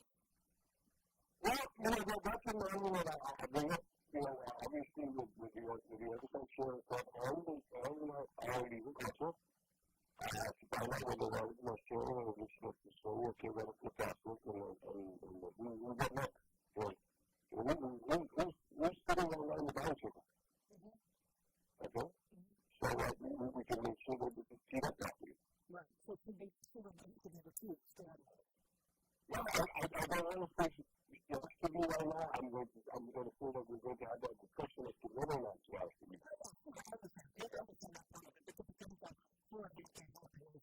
Absolutely. People are reporting 52 million in the collections above the protected rating. So, we saw the list of money that's encumbered them. But do you feel like there is sort of an emergency happening with that amount?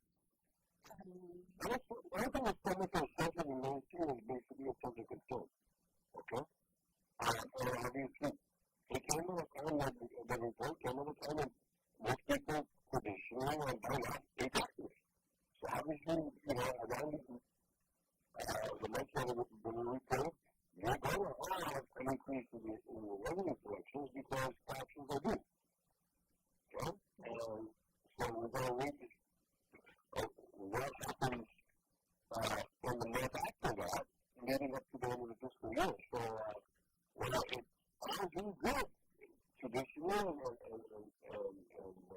when you look at it, in years back, you expect that kind of bump that increase at these during these times because people are paying the taxes because of increases in pay. And then October is going to come out, so we're going to pay our campaign longer. So, importantly, this is the season when we're going through the budget and payments, but that was already sort of projected as part of the revenue increase tax that is being collected, because there is much money each of these taxpayers as paying into the system, and he was not just getting a refund, right? No, what would be the experience that time in 2022, and then what happened immediately after that budget in May. It was quite minor. So, is there a minor type event, something like that, that we're going to need to prepare for or deal with in the coming months? We're not.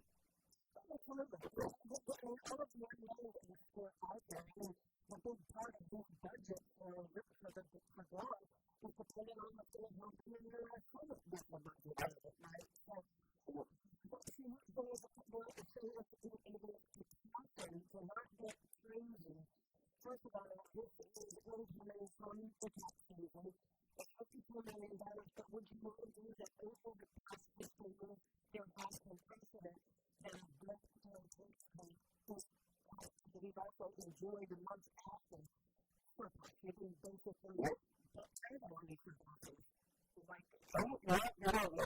That could be the case. However, remember in previous years, in the month afterwards, we had a body, my body went crazy. It was so crazy. Okay, so let's not get into that, without any impact of, okay, what happens next? We don't reach this or something like happens, then we're going to turn into Colorado. I believe that we're not to happen again. going to be, I think of all times, this would be the time to ever consider those conflict only because of the smaller the budget of it. And we're talking about dealing with these taxes, continuing from the tax and budget in 2018. We got still looming above us as being extended again, and that would get still more income property taxes. I tell you what, the complicated my issue is one of the things I'm working on right now is relationship. I think the thing is actually to do it, okay? And the last of them $180 million. My concern, right up to this is this is the conversation I was having with people with saying, a lot of money was really incredible. A lot of money was really big and Philippa was being there, so they went ahead and moved their project. It's one thing to say that we don't have that money to complete the project anymore, but there's also that other opportunity. So many things that are still criminally liable for being able to say about the time that we certified as a person, they no longer there. Okay, and now, although we were stuck with, we got a bill, there was a certification of the money was going to pay for it, but now it's no longer there. The liability that the individuals that the church office now takes over them because they sell it to the town. We haven't been addressed. We're not talking about other cases from the federal program management and the battle or the we're talking about the money that and the documents that were certified after that.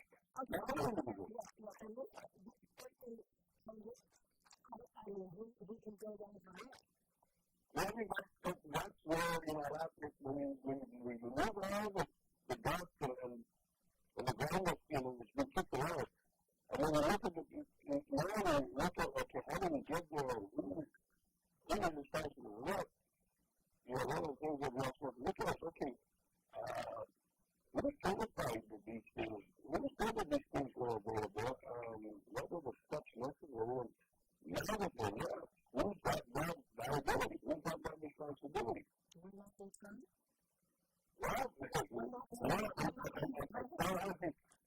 I'm not going to touch to that. This is very different.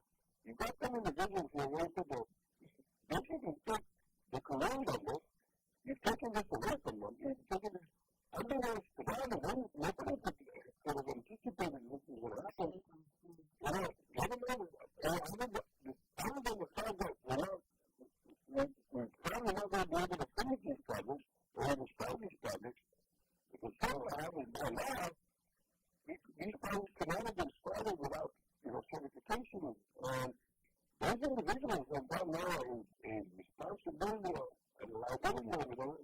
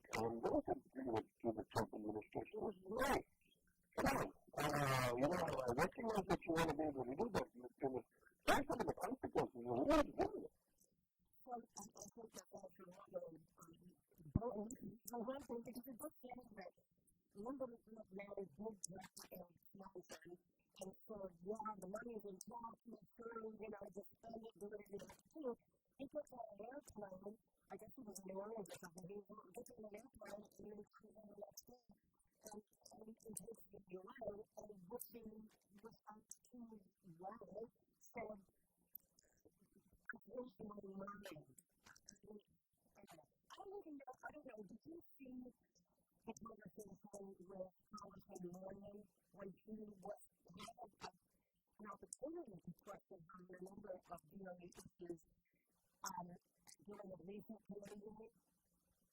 No, I did not. It is the subject of someone's opinion in the opinion. The Mormons also questioned in the entire line of questioning that we had three responses to what we said. I don't have it in front of me. We can have another conversation. I'll add that into the conversation because the answer is nothing.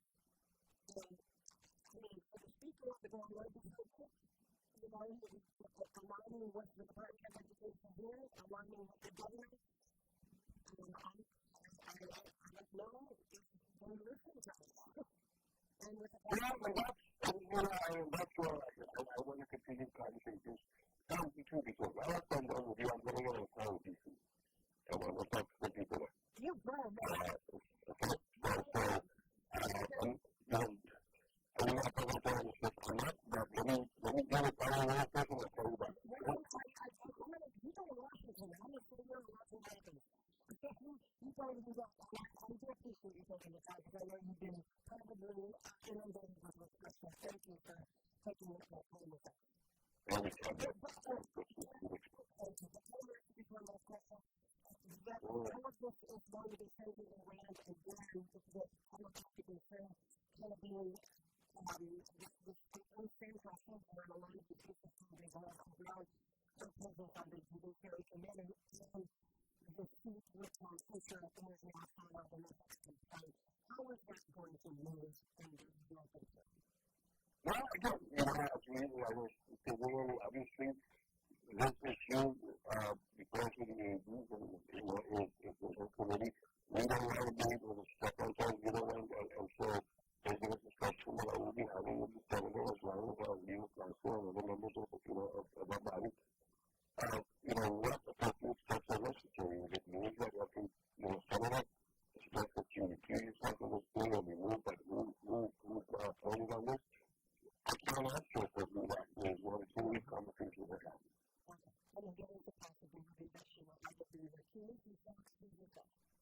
Absolutely.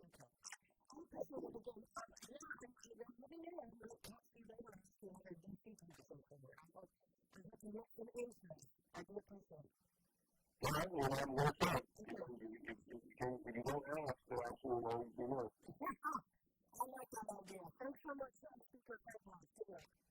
We talked about it.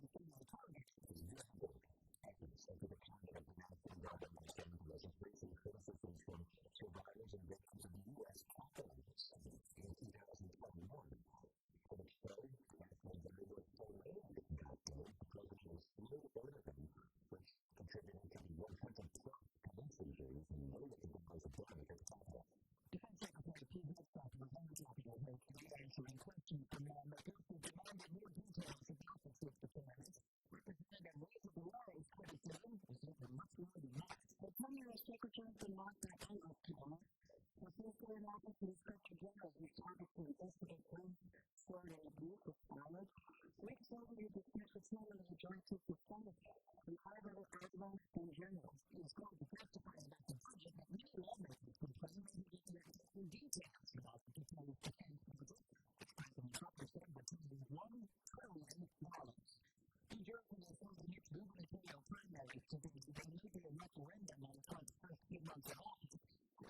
America won. Six Democrats and 4 Republicans are running for a key Senate governor for the nation, taking the same pattern direct Republicans after the road, Georgia and the recent Delaware. And West Virginia over the road because New Jersey's ready to co-found New Hampshire. Dr. Matthew Hall, the chairman of the political science department at Seton Hall University, is not because faith is really wrong from there. We're so polarized at the moment. There's some people who think that you can walk through water and there's some people who know the value of water. CBS News, Rick Wilford, New Jersey. Today, investors have been looking to Encampments U.S. Chinese trade talks that are going on fortnight. The dollar currently at 100 points. That's CBS News. Think of running auto parts for all your car care needs. Get the parts and service you need fast from the professional parts people at O'Reilly Auto Parts. What do you like? But it always felt like you're missing out on getting a really good service for your It seems impossible to run it all. They have to care for someone, right? Well, they're not hard when you know where to go. And it's all so different. In Redmond, you can find the recruiter that looks for and $700 specific people at your job for everyone. And because these people are asked to look at their jobs, look like yours. It's easy to find the right person right away. In fact, more of the hard work and those persons to create more experience in the first time. But if you're not even to look for them, you'll miss the out. This is what it's like when you're in consultation. And you go to ZipRecruiter.com/free right now to try the computer for free. Once again, that's ZipRecruiter.com/free. ZipRecruiter.com/free. Never miss out on great candidates with ZipRecruiter. Everything Pierce can have considered minimum wage to see Ethan report. There's very Republican Senate Democratic to introduce a bill to raise the federal minimum wage to $15 an hour. Opposition aligns with the most conservative Republican lawmakers, and it's one of the most liberal members of Congress. The measure would raise the federal standard starting next year and would also call for an increase in basic wages to match inflation. The amount increase either amount is coming down as a post-season. The federal minimum wage target sits at $7.25 an hour, and it's increasing from 2009. Dr. Vettles reporting that the Department of Homeland Security and Justice Amendments have called on foreign visitors to Elon Musk properties in 2022 and 2023. Investigation predates the Trump administration and its current status is unknown. And CBS News.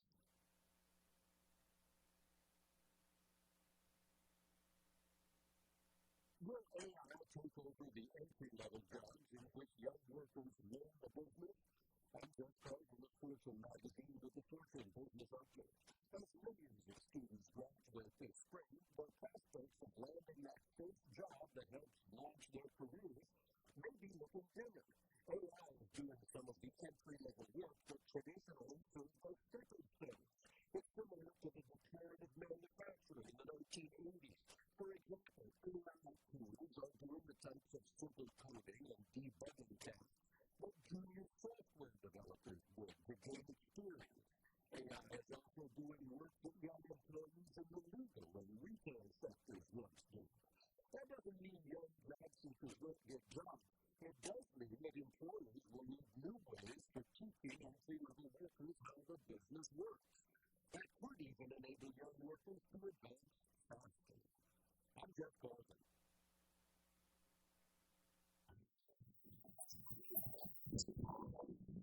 Good morning, guys. Welcome back. It's Moses Friday on the World of Federal. Oh, guys, we have 6 minutes after 8 o'clock on a Wednesday morning. Tuesday. Our studio lines are always available, guys. Give us a call at 671-922-105.1-185. We're at the studio line. We are online this morning at the weekday.com. As well as our YouTube channel, weekday, 45.1 and Guam. And the show this morning is brought to you by Cindy Drilling Buck. Now, since you can be found, GTO start with you from the picture center locations or partners. Williamson, Subway, Hilton, Diamond, Star, King's Restaurant, always open, always local. Stay specific. Your other expansions, we pay this. So, County Current Company, our partners, your next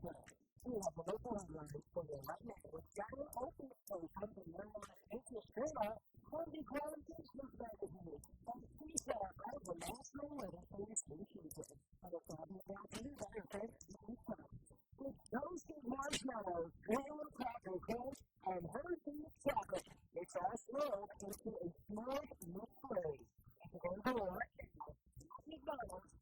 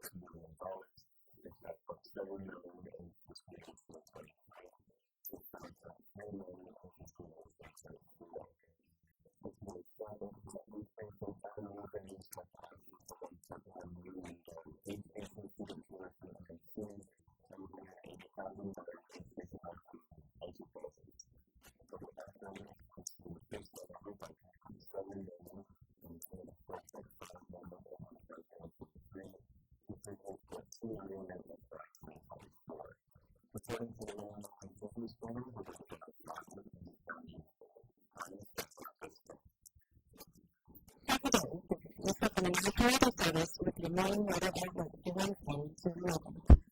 Saturday night winter this morning for spotty showers over Guam and spotty showers over the Marianas.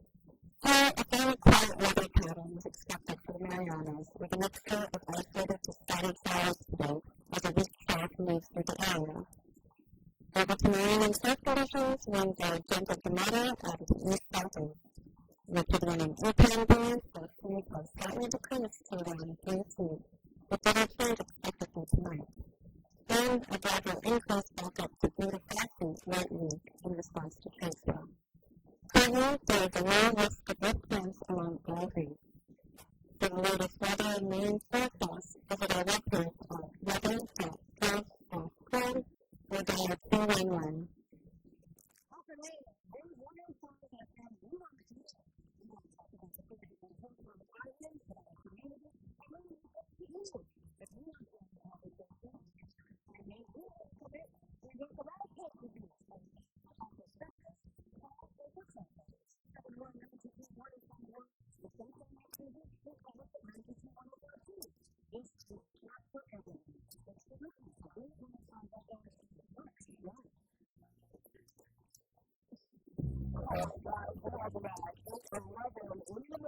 On a lovely Wednesday, getting things together with the last look at this morning's weekday traffic report. I'm checking for traffic actions on Guam out of stop. You can schedule a test drive right now today on Guam out of stop by calling 407-3 auto or do our inventories available on the website at guamautostop.com. That's Guam out of stop at 478.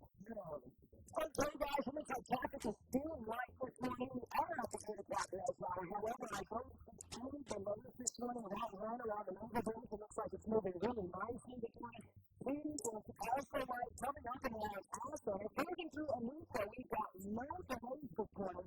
Mass O'Brien Drive. Our drivers are doing an excellent job this morning. With some certainly people out on the road, no texting and driving. Ensure that your seatbelts are fastened. We have got to allow braking distance. Let's not totally each other this morning. Remember that, stay cautious and if you're going to do a proper report, it's all being brought to you by the best friends of Guam Auto Stop.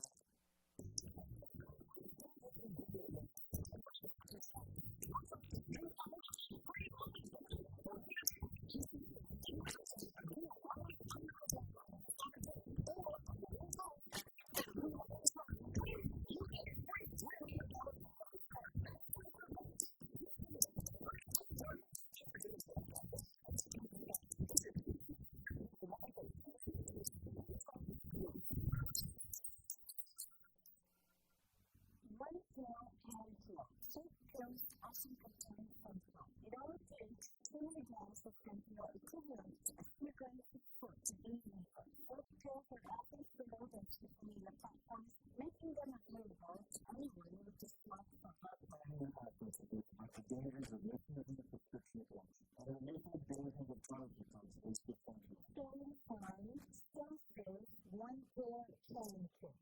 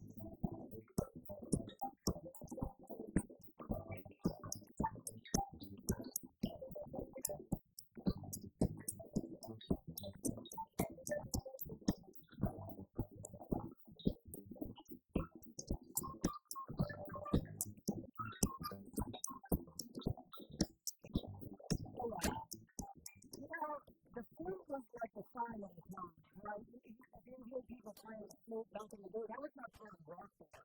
Right? But Jeffrey Rock, you know, and they didn't get you put the tape, and it was in a lot of his albums. What I remember,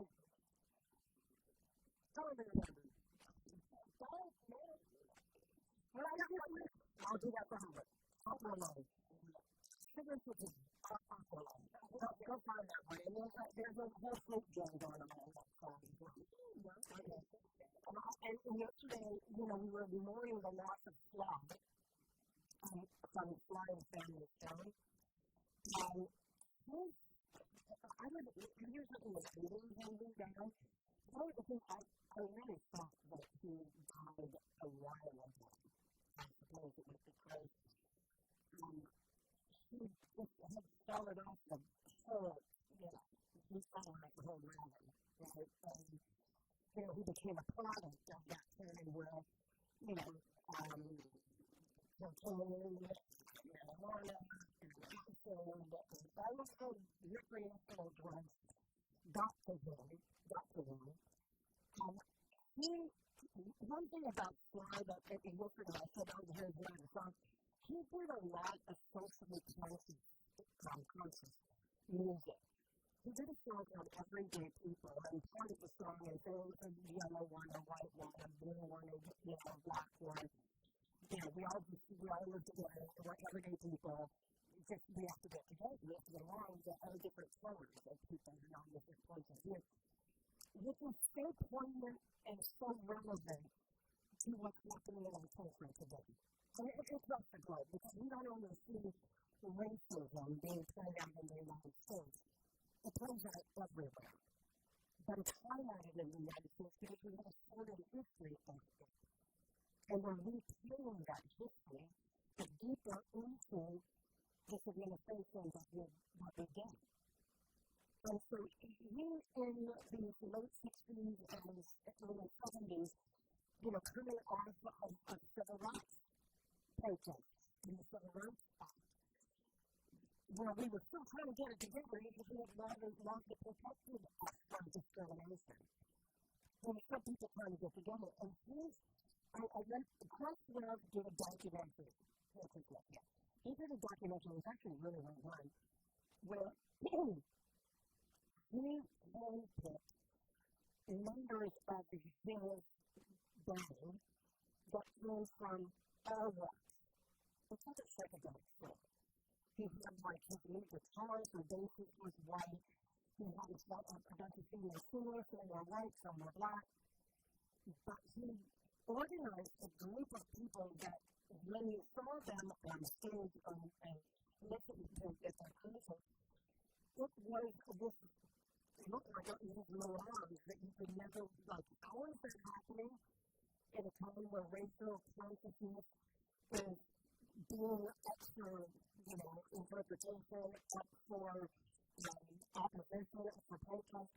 And it was an assembly of, like, incredible artists that are making up this band. And again, he handpicked all of them, and he made sure that, I think about music people, if I'm getting a vertigo because you put my finger trying to come up. Sorry about that. But the point was that he made no bones on stuff like this. I was in our race. I got my specialty. And so he had a quite great collection of talented artists. And he was fly, and he considered them family. And then when they talked about what the name of the band should be, it was obvious that it was Son and the family Son, because Son is not last name of Son. If you can watch that documentary, it's the reason I bring it up is because as I was going home after I was playing a song for guys on the radio, from what it played from my playlist, my dad was so songs I think, and this is what I say. But more people was everyday people. And there were other ballads in there that were bangers of what was happening in the 60s and 70s.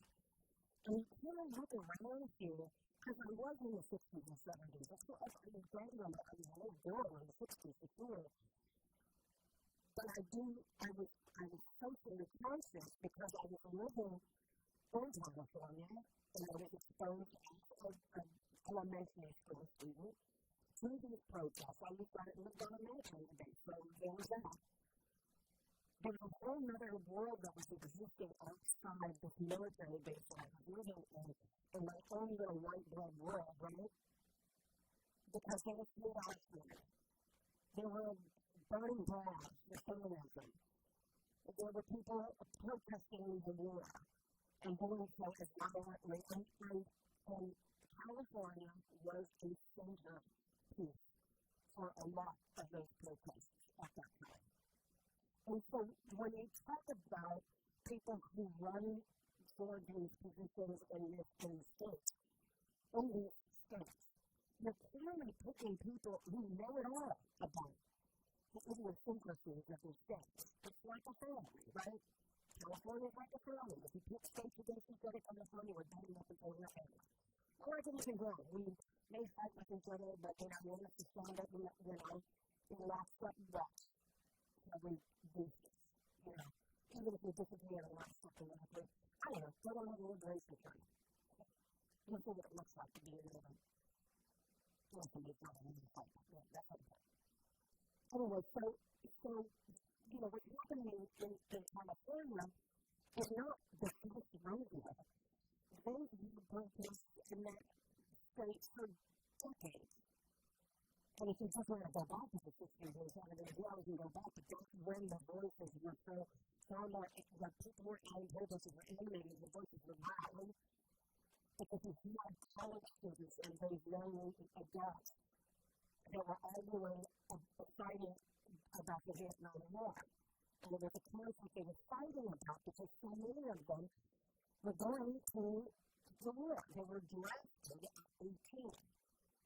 And they had to go into the military. So people's boyfriends, sons, fathers, they learned that, they were plucked out of high school and drafted into Vietnam. Now, we just celebrated or memorialized the D-Day last week, the 21st anniversary. the story of Normandy. And we talked about how these young men from these rural communities, from these farmers, from the most poorest of poor neighborhoods were drafted as teens to go into service at the end of World War II. World War I. And so it was a time, it was a time when we were relying on these young bucks basically to go out and protest. And then as the military sort of goes, when it started becoming more and more permanent and definite, you would see the whole battlefield. Or behind the battlefield. You would see, where all of this is going to the defense of the U.S. And so we have this voice, and we have a right to be able to use it. And we exercise it. And a lot of times, sometimes we go out of hand, and then somebody writes us back in. And that's what Nathan is saying. And that's what the Marianas is saying. He is saying, we've done this before. We know what we're doing. And now he's taking them to court.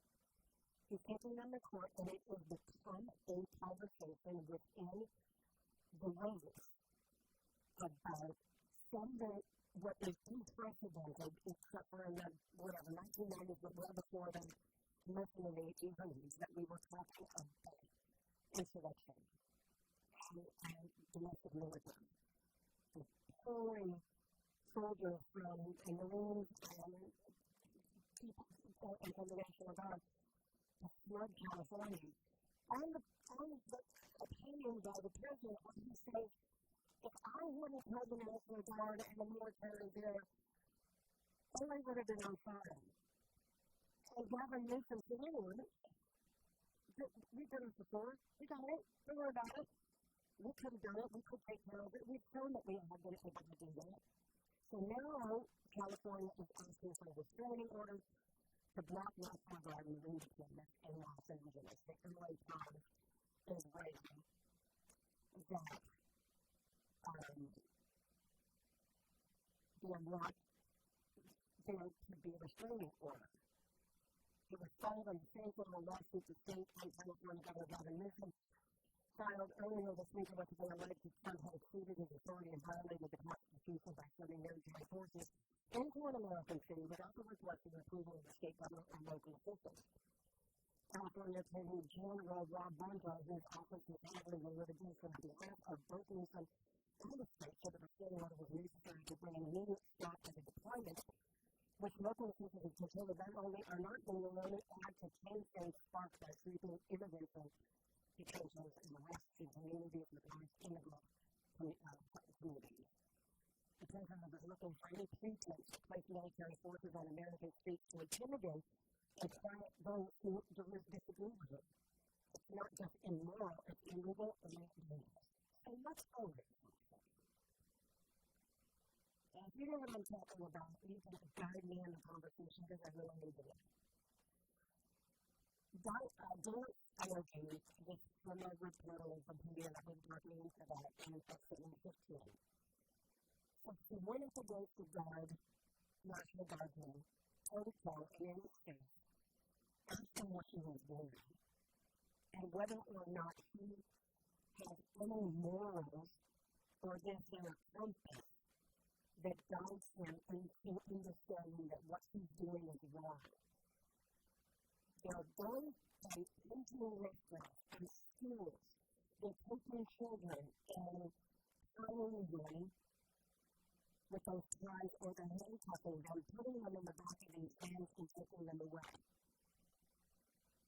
Because they can't first identify themselves as being legally in this country, and some are even mistakenly being taken into custody because they have the right to be in this country, or they're in the process. Their cases are being adjudicated at the moment. We've had cases where you saw people going into immigration court, and their cases being dealt with, and then they come back out, and they're immediately taken into custody. Some of these states, I've seen stories they don't have to go to court to enter immigration. And then they come out after their course, after appearance in court, and immediately taken into custody. In their seats. it's really important because you see the video. And once you don't have a hope, that's when you can do a lot of it. So she walked up to him and asked him why he was doing it. Doesn't he have somewhere some sort of moral objection to what he's doing out there? And why are you carrying out this order? And it just became a symptom that there was the time in the Vietnam War where, as a young girl, I was transmitted as an objective for the first time. Of men, not women, men, I mean, it wasn't because women were not drafted, it wasn't a gender struggle for having it was men. So they were the ones that were being drafted into the Vietnam War, and the very conscientious objector was starting to move into a process that is allowable by law, where somebody refuses to carry out maybe orders or engage in war or violence or any of it because it is against their belief system. So what you can do, like I said, is a process that is dictated by law. So if you're a military service member, maybe active duty, then you could ask to be discharged. And then apply for discharge using a conscientious objector after reason. If it has to be proven to be sincere, or it has to be deeply rooted in your values and beliefs against war in any form. But that's if you're already in it. But if you're just morally objecting to it or refusing, unlawful orders, it's a whole other way for you to come out on the other end and winning. I was hoping to look it up, so, Google. Just outright refusing unlawful orders, soldiers are required to disobey orders that are clearly illegal orders to commit war crimes on earth. The moral implication of this is that it is illegal or it's immoral, even if it's not what is considered to be an immoral or an ethical act like torture or some of the moral right? So these soldiers, apparently under the U.S. Uniform Code of Military Justice and UNG, today, protect soldiers who refuse unlawful orders but does not participate and simply disagree with the morality of a lawful order. So you have hundreds of thousands of guards in LA. You've got Marines that have been deployed as well. They're seeing action being taken by normal people. We're not talking about storming a compound of cop ladies. We're not storming a compound or a nest like you would when they went for a sign of the Lord. We're talking about normal average people who live and work among them, right, in these communities. They look just like their family members or their neighbors. And they look just like normal people because they're not doing anything. There are working protesters, and some of these protesters, granted, and they all worked up and it makes you a frenzy, and then, before you know it, they're breaking the law. The peaceful protesters that are standing in the way of us reaching these school fences or these homes where these people live, or these restaurants, or these buildings where they work, are just the same guys that go home at the end of their day to the same kind of communities, looking like everybody else and doing the same thing, and that's just basically trying to have a safe life. So, I think that there is a reasonable amount of mental issues or mental reflection that's going on with these, with some of these soldiers. I mean, I'm pretty sure that it's too much a feeling of a conversation they have with some people, because the mission is to carry out what Trump says. And he has a history of saying things that have gone opposite of whatever it is in them is to do something. Or if you're not with an even plan, that is absolutely not right. And I know that there are people that are probably switching stations, but like I said, unless you don't have a heart, and I'm talking about these cases where people are being plucked from restaurants or working places and demanded to be identified because of a snatch for and illegal immigrant, and rounding them up. And it's sad to see them tearing apart families like that. And mark my words, it's just a matter of time because we have an illegal immigrant situation in these islands. And they're coming. Like I said, they're coming to support us in Patti, and we're just letting them come. Finally, let's take a step back.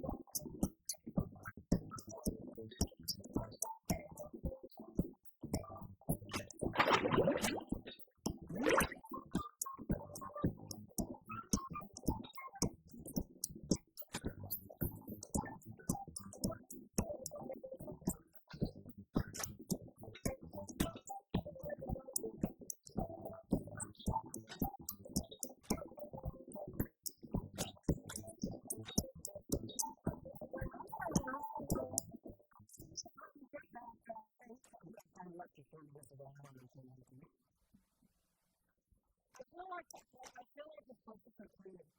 I don't know what happened. This is like a form of duty that happened here. Well, we're fine. We're walking around the bloom. And I just, probably walking around with the stuff happening here. I just saw bartering for paper towels with the cleaning day. And the shop was being full out of the front porch. And it really was a cleaning day because we didn't know what we were doing in the shop. When I see this news report, the other day was like, all of a sudden, Thomas's running at the vacuum cleaner. But then everybody started picking up. I don't know, it's like when your mom comes home, she's stolen storage, you don't have to go. Yeah, we do. You know, we have a lot of people who come through here, and you know, we're welcome. Yeah, I'm picking up that kind of stuff. So, like, you know, for an example, we can go ahead and do that.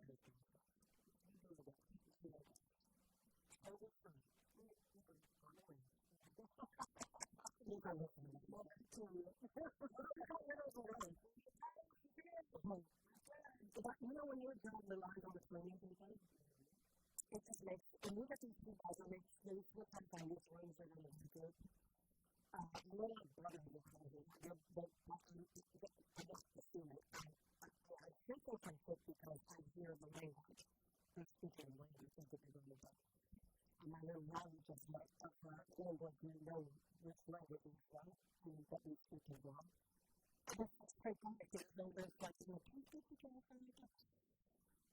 now underestimate the power and authority of the guys holding the paper cans. I keep them with weight respect and like mercy. I need to get to all the men that we have cool stuff on that I'm switching out. I think we're brand new. I'm like, no, it wasn't in the kitchen because it's too small on the road. You don't need that much. You put that one in the kitchen. You got to do it. I don't have to. I mean, you got to buy it. You got to buy the stuff. Anyway, so this morning, we had a pretty deep conversation. Paul and I were talking about the dignity of things. I don't think that he was wrong at all when it's being mentioned about support. What is the point of view here? Are we forgetting what the message is? And the message of the point is this dignity project is going to be funded through settlement funding from the APLC. That pays for the Attorney General's office for his use. This is not anything that the Attorney General always uses the office, always receives intake funding or receives special grants funds that things are available for sending these programs. So, everyone is talking about housing the homeless and taking them, giving them up, that's all right. Allowing them to shower up and get something to eat and take a rest. And then in the morning, he's going to be met with citizens on how to get them a job. It's a $1 million contract that the Attorney General was trying to start off a few weeks ago, but it came to throw out the opposition of the government office because we really can't do that. It's the court saying that we really can't do that. So now the whole thing is mired in a legal challenge, and the legal challenge is about the governor's ability, or does he have the authority, on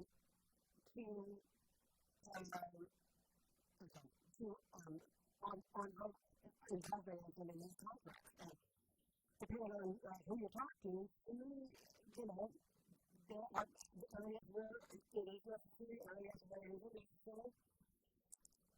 But Paul brought up a question about this. You know, it's going to work its kinks out in the court. And whatever action kind of has to be taken from here on in. The point is, the governor made a letter that he sent to the state last yesterday. And it depends on what is going on, who's going to do it.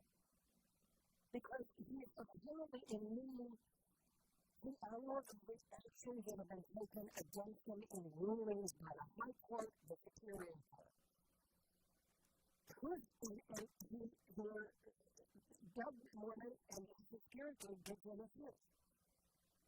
And when it becomes just an insurmountable round and round of argument and over who gets to control what and who has the authority to control where it goes in, right? So the court has spoken, the executive branch has spoken, and now the governor is going for the legislative branch to step up and say something. And so Frank Block, his name, said, we don't want to do anything on our area that would interfere with any aspect of the court. But we start a process where we are going to find out whether these assertions are true, we might be thinking of the court cases on the other side and that will lead to bigger dangers. And so, I mean, I get it. I get that there are going to be classes on how they proceed because this is the last branch of government that's going to take a look at Doug Marlin's practice. And this is one definitely out of government that they have oversight of these assets. The problem here, part of it is that the government is requesting this of the state. Because you can't request it of the judicial committee. Because that committee is headed by Colonel Patti, who is a life supporter of government. Every turn, Patti has defended him on pretty much anything that's come out of his mouth. And it's more action is needed to make that case than sort of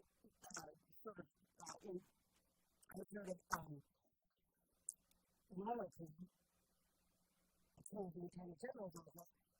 The Attorney General that directly came from her as a senator, the person is a senator, in the suit that was filed by Tom Fisher over the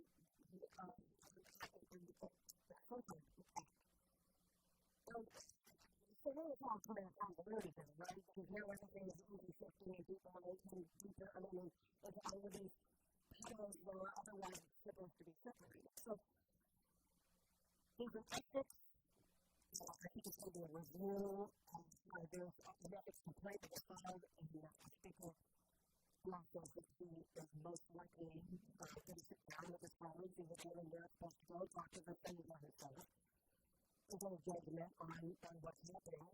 I don't know if there's an ethics investigation going on, but just announced that the first thing he's going to do is just sit down and talk to him and find out, what is this all about. And if they have to go and do an oversight hearing on the office of the Attorney General, he definitely won't be the person that's sitting at the top of this. It's hard for him to make it so he's already gotten in as an attorney for a former, and he does not present the offer. I think the third people who say, absolutely, what is it to be? And so she wasn't necessarily. So it either has to be received by the body first to not participate, not to be, she could be choosing her. She could just say, look, never mind, you can step out. What would be the logical thing to do while, she's embroiled in these cases? But I'm thinking that the government's hands are pretty much tied in the pursuit to get to the bottom of these issues that they have been addressing the Attorney General's office. Like, it's trying to really practice things.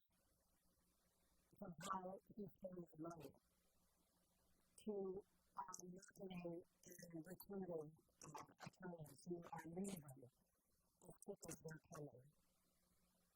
And then know how all move into a place where he has lots of members attorneys and the member of employees that affects how he prosecutes cases. If you look at the record, you'll see how he prosecutes cases. And many cases are fallen by the wayside because they don't have qualified attorneys that are going in there to do that. To prosecute. So there's also stuff happening because we're also questioning what the deal is with the OPA.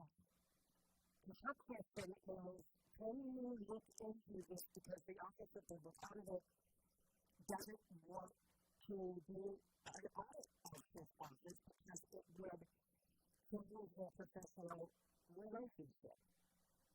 In that, the OPA does audit sometimes, and in those cases, you will questionable practices within an agency. You would recommend that case be forwarded to the Attorney General so they can find out whether or not there's any criminal intent in the negative parts of the law. And so that would ruin the relationship that they have working with each other. I give you potential crimes so that you could look at it, see if it is a crime, and then prosecute. So if you can go and audit on Doug Morgan and his office and find negative stuff, I guess the question is, will his recommendations or information that he needs from the Attorney General's office going to be compromised because Doug Morgan's got a problem with the audit if it turns out to be negative to the region? I think about the game. This is last year. I asked her about the Attorney General's office when we were hearing stuff like that. And she said she's making the request of business that DJ should do it. And then a few months later, I had a with DJ, and I'm like, hey,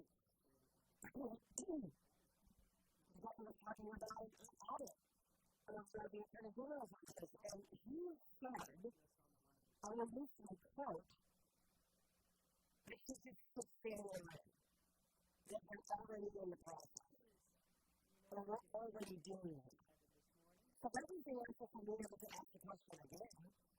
But it didn't sound very friendly when he said, she needs to stay on the way, we're on the right, stand around, mind your own business. So I slowed contention, and I asked him even ask about it. Like, hey, what's going on? I mean, is there a problem between these two individuals? Or is this bad business? What's going on? What's happening here? And we pull out of the VMG's office, emboldening him as he writes the letter to the speaker. The fact that the public auditor will not allow the Attorney General give or embolden morally to just run him up. But now he thinks nobody over his shoulder was going to be looking because these are not going to do it. The only other person that can call on him is either the ethics prosecutor or the legislative oversight. I'm going to talk about the legislative oversight. Only because it's criminal in terms of opportunity. And I don't give a lot of stock in what's happening with the ethics prosecutor. Because that has been one of the things for a year. So, I guess we just remain in the Randy Clark on the line. Good morning, Randy. Good morning. Good morning to you. Beautiful Wednesday night. Yeah, well, the studies have kind of shown, even from Europe and different places, the data, we don't want homeless on the streets. We want them to have a place or community. And what they do, they make these little houses. They make these little houses for these folks, so they can put their stuff. And my thought is a value swimming pool. Without a swimming pool, has showers, has toilets, has a big parking lot. And of course, I'm not sure if the national tennis are using that as much as they're using the one up in Betty there. Probably knows that first because it's pickleball. But what I'm saying is, you can get a little container unit for about $4,500. And set these up. You don't have to have a bathroom there because you have the bathroom there at the swimming pool. You have a shower there. You don't have to worry about that. But you could put in and open up the windows and get some pretty high-end fans or something that it's not that expensive to run. But it would be worth it for the comfort of these young folks for them to have their own place. And that's exactly what they get. This is your place. This is yours. You can put all your stuff here, whatever. But this is your place. And that in itself, in combining these little small houses, little small areas, makes it so people can combine their own groups of community away from places where the tourists or people who were uncomfortable because of cleanliness, you see, the other goods kind of on the sidewalk kind of stuff. That in itself, the amount of money that the Attorney General is using to do the dignity project is something that's a highlight. In a year it's over.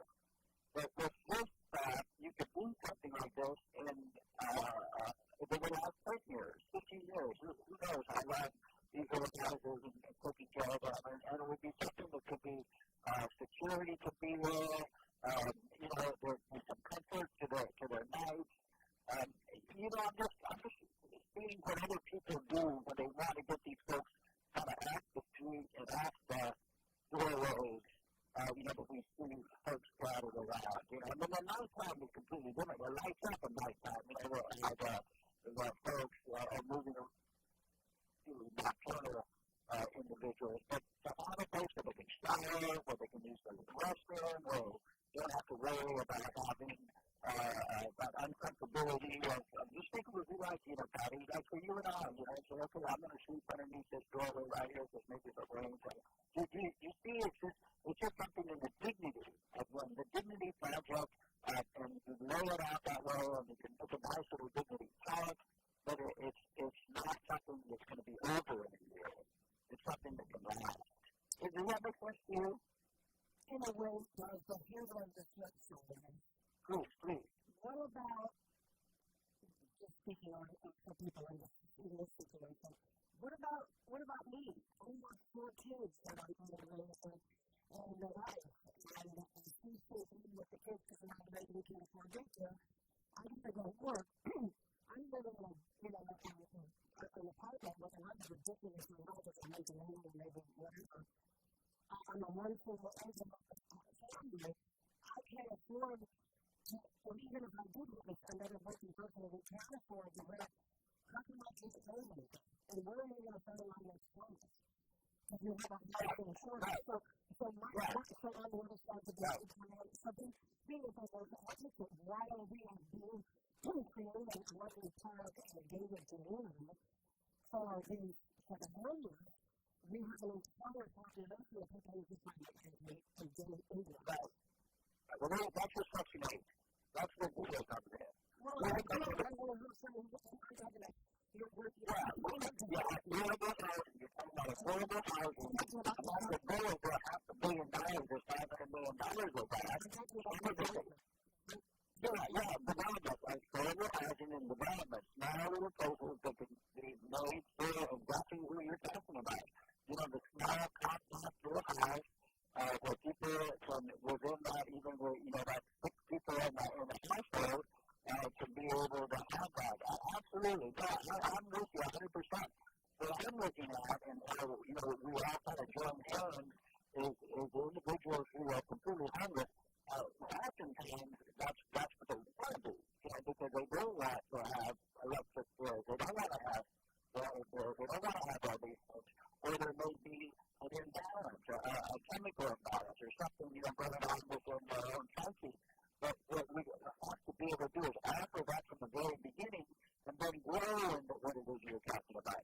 Grow into where we have affordable housing. Think of that. That place for elderly to have a place. And that's what you're talking about. But what I think we can do to expand that within our own finances, which of course are limited, but at least that would maybe make our property tax to be directed toward committing ourselves to tomorrow land trust, small development for the farmers that you're talking about, and have that available for them. Maybe on a quarter acre, not a half acre, but a quarter acre land. And this is why we have this land trust commission. This is why we have funds that are available. There are people that are standing in that land for 9,000 land or something like that. Yeah. So you see 9,000 people can't get money, and they're looking at a place where again, a swimming pool is being retrofitted for houses and homes where we have all of the amenities that are available. But it's just trying to find an opportunity to get a piece of land. It's not the best. Right. But what I'm talking about is right now. The AG has $1.2 million that they can invest exactly in this project. They don't have to look for funds. They have the opioid council to sit down and say, okay, we love this project. We want the lieutenant governor to be here with us to go embrace this and the fact that we could do this, because the money's here right now. $1.2 million to be able to set and take care of that problem without it being something that's over in a year. That's where I'm coming from, because if that's an immediate thing, that money's in the bank. It's not something they've got to wait for or look for it. If we will come up with a new plan about doing that kind of low income housing, or sustainable housing, something that they can feel comfortable in. No. It's not like in the community for that. Guam is, to be honest with you, Guam is doing better than any other place I've ever seen here, or I've ever been to do with when it comes to around our situation. We face our own problems. So, you look around, look at the states, look at what's going on in these big cities and stuff. Where did you find little Patti? Their folks are sleeping in the park. It's throughout the world, but we have this compassion for each other here. We have this familia, this language that goes on, and to step up to the plate. I understand where the AG is coming from and trying to set this thing up, but a one-night stand is a little weird because what's going to happen? When are they going to get their other chance to come back again? And how many vendors do we really have who are going to actually utilize something like this as opposed to something that's permanent? That's bad. I deal with these folks. Ask you guys' bathroom is open to them. We don't have a bathroom. And if anybody kind of messes up the bathroom, the guys say, hey, you want to use the bathroom in the jungle or you want to use the bathroom here? Now, you take care of it. Full constant for support among the homeless, but that's something that we do, just in that aspect. They can shower and they can use the bathroom there. And also on the minimum basis, too. We're talking about a piece of property, first of all, that could refurbish and absolutely pure. We said it's not so open that the government's going to do it. The concept, I understand where you're coming from, and you probably not have to be the again anyway, because that is winning the fertility that they need. Yeah. The schools. The schools are so underutilized. Everybody's out here by 3:30, 4 o'clock. You have cafeterias, you have restrooms, you have acres and acres of land. There's no reason in the world why we couldn't do those little dormitories that we see in the States, those co-ed dormitories that are off campus. Those could be built on those sites where those people can have the people who you're talking about, and who can fund that? There's an educational foundation. The Department of Education has a foundation that can fund grassroots communities to build those kind of things. I think way back when Will Castro might have been around when he was in research, planning, and development, if they put something like that together. But there is a foundation. The money doesn't have to go to the department, it can go to the foundation, and the foundation can build these things. That's another of it. You might have to work for Senator because it's the concerns for you. That limits out. Senators are limiting. They're not going to get Work is good. That's the news. That's how nurse and where in the world was everybody on the nurse code? Anyway, I don't think you'll use that. I love you. Think about it. When we talk about this kind of stuff, when something happens, we'll create something. And everybody will join our own work. That's the whole problem. It's up to us. Those covers are you and me. Just us. Look at what we're going. Yeah, I agree. Thank you so much, Greg. I appreciate your contribution. Have a wonderful day. You too, please. Everybody. We've been in the Department of Education for a long time, but he also does run the AG Foundation openly. That's moved on by our community students. And he knows a lot of ideas, and he does what you can do as a business owner and managing this property to be able to help out and goodness and Daniel Anita, he's on the board of the Daniel Anita. That whole area is littered with folks that are looking for a place to live. It's the bottom of the hour. Oh, no, it's not. The top of the hour. Came to your family when you go there.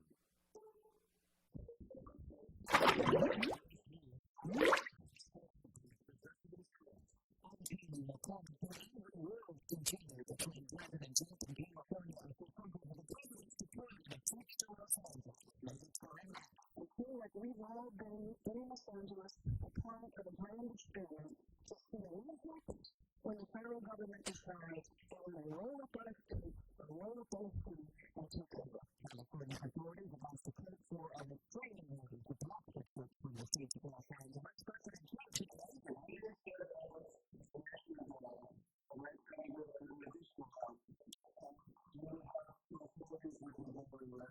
his decision to deploy troops against protesters angry over immigration raids and frequent comparisons to the January 6th riot.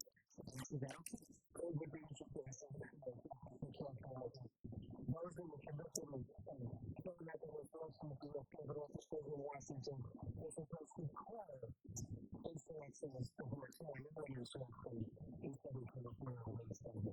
That's the fact we're saying today. The cost of the military operation is $134 million. 10 people are involved, including the suspect in the last school shooting in the first time. Something like the 31 months is coming. No confirmed information was reported about the motives of the suspect. FDA's Chancellor Kristen Stoffer called the station a quote massive tragedy. Officials in Gaza say 15 people were killed today when Israeli forces fired on Palestinians trying to enter a food distribution center. CBS News Elizabeth Pong. It's hard to know what will happen when the military says that they found more access to distance people that have suspects because they were able to help and recruit scouts. It is related to the series of deadly incidents at food distribution points. Israel's Navy, meanwhile, got to the Ramallah area of Yemen today. The facility's 2-8 shipments later, this report claims Israel is directing attacks the rebels. The U.S. reported a new economic forecast from the World Bank that focuses on President Trump's tariffs. The bank doesn't mention President Trump quoted tariffs from Newton, but says a substantial rise in trade barriers will slow U.S. economic growth to 1.4%, down from its original estimate of 2.8%. It also sees global economic growth falling to 2.3%, down from 2.7% it predicted in January. The World Bank does not expect a recession, but says the global economy has missed its course with a soft landing to inflation that it appeared hard for 6 months ago. This is CBS.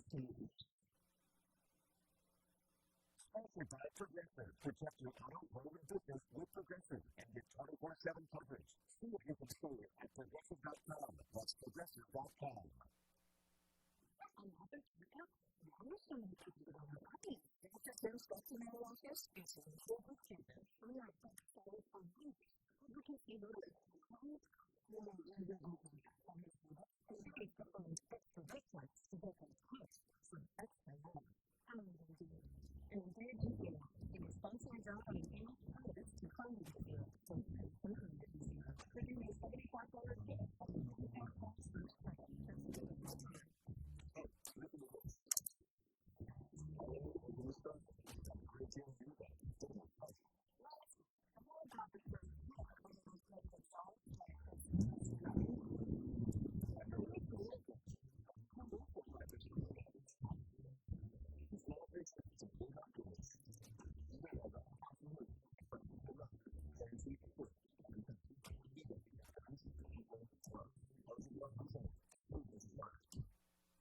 Some Americans, especially in big cities, have stopped eating out because it's so expensive. Christopher Tilley's reports. Restaurant owners blame higher food costs, rising wages, and a spike in utility costs for the increase in the bill. Chef and owner Mark Seaman at a restaurant in suburban Boston has managed to keep costs down, forcing ingredients locally. He says to lower the tab than out of the city.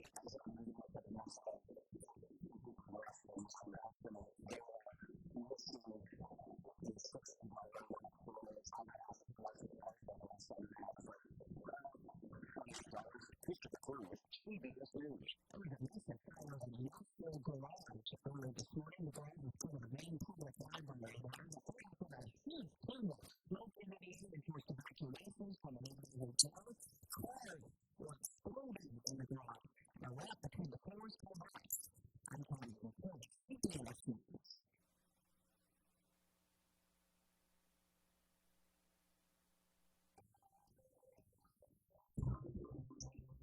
It's great. You don't need a gym membership. As you work out clothes and like you should be able to feel great. First, you can get 5 minutes out of your busy day to stretch.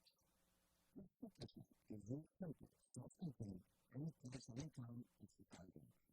Your focus on body flexibility. Just follow along with the poses. Some example, from not so much. It gets easier as everything naturally changes against the kind of muscle flexibility that makes any exercise program more enjoyable and fulfilling. And you can even switch anytime you've done this for 5 years. And whenever you trust, you'll get beyond this stage if you use strength. However, up next week. With Sundays, I don't know, maybe the truth, maybe it's true.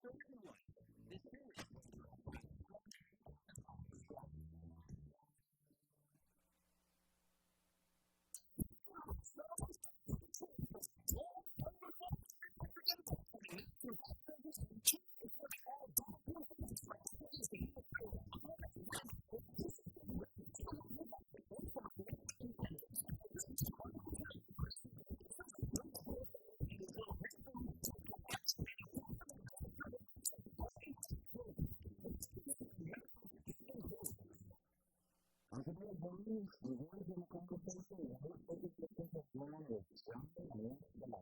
You're not going to say that. I'm calling. Do you know the one people are in the house? And then you just do it down on the way home.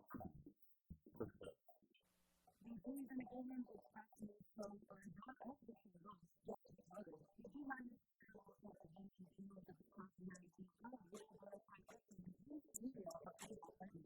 If you want to be the only person you can find the working to be the practices, that's the only one to do one for the person that is all the Guam.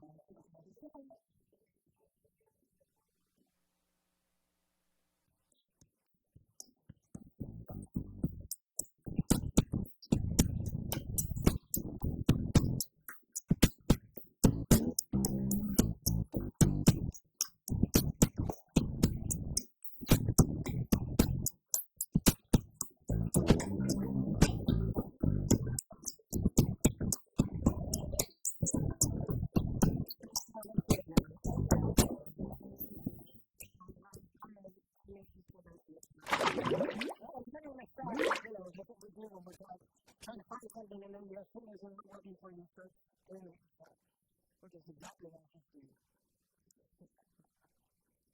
I'm not going to go to the you know what? When I get this happening, I need a different space. Exactly like the lab for the one. A counter space. Okay, you don't even have space between me and me. I don't know how to live in the summer. Yeah, every time you guys get a spot stuff in the following in the track, well, I just have I put that in the cap. So maybe in the document process, something next, that can happen. It will get, a cap stuck in the sensor finger. I'm just drawing on the fact that I've been cooling and have really on a spring cleaning moment in time. Okay. We were thinking about the dignity project and looking for politics and how much politics of blood it made with this dignity project and the other things are big things, right? And I was pointing out to Paula with the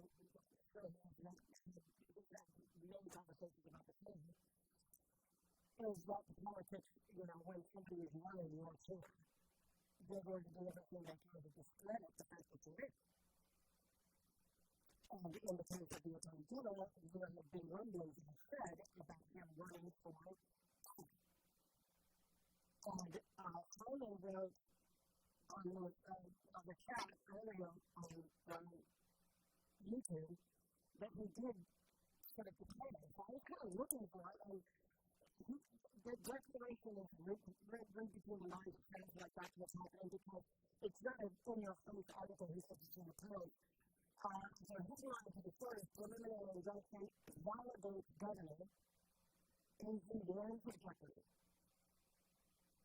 And so he writes in the story that the governor is on the line. He criticizes the governor. Here's the sentence that keeps in mind. Ryan pays for help. In response to Monday's decision on the statements from Congress, the agency stated that his office is reviewing the court decision, but he also commented on its legal implications while criticizing the government. This celebration of a preliminary engagement proves that our government under this government continues to fail God's people, including our homeless and poor. The bigger issue the government should be worried about by her own arguments is the legal jeopardy that every contract that marks the governor's signature is enforceable, which is likely in thousands of unsigned contracts being paid out on it.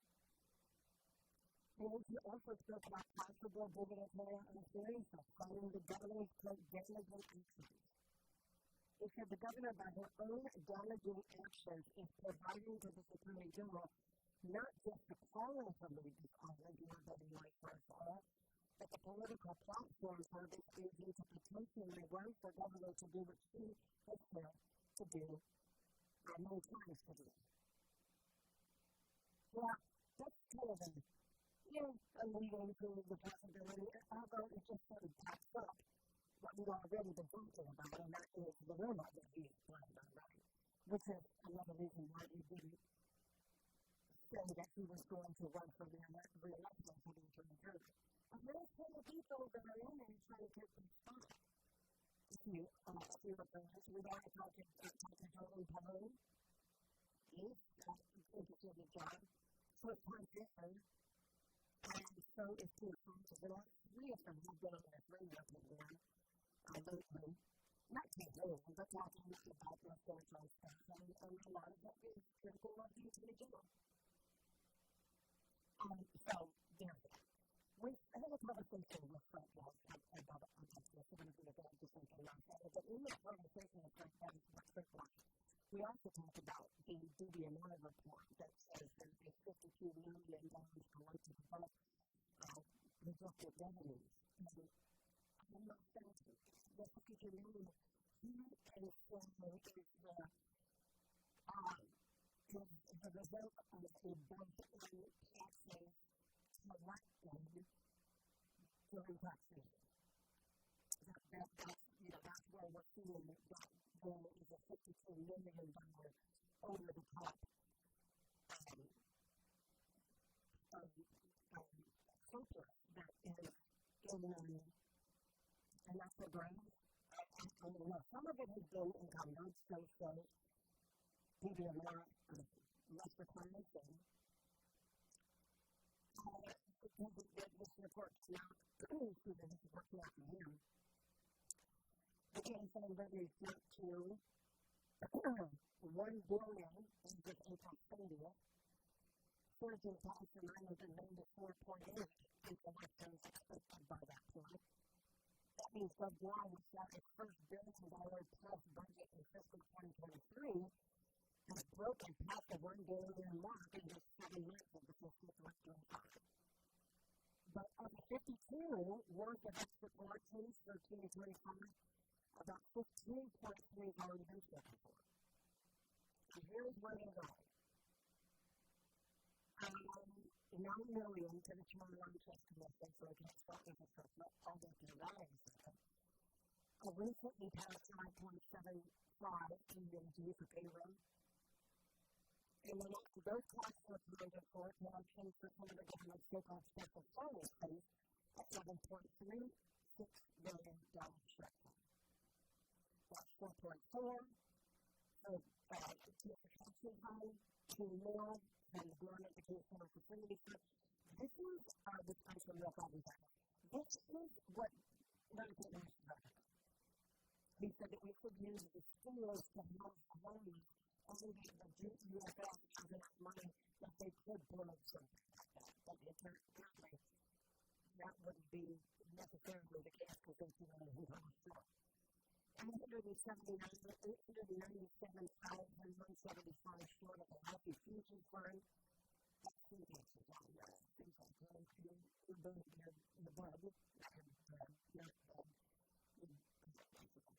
here's the bottom, and your bricks. So now there's a call for tax cuts. Now there's a call for us to lower the BPT down to 4%. And that's already being argued in the court. In the legislature. That's something that the other day. But the money that is intended is already, they're already, the money that is coming through, there's about $38 million that's needed, $45 million in appropriation from the wish list of the lawmakers who have an idea of how that money should be spent. An example that we're talking about is $100 a month income for the next 3 months. That's the amount, that's 15 million. With another bill, 21, that's about $350,000 for the plan to turn the public health opening into GCC Workforce Act. Bill 36, $1 million to revitalize the Encampments Fire Station. $1 million to help startups for the Guam, is for Guam unique merchandise units.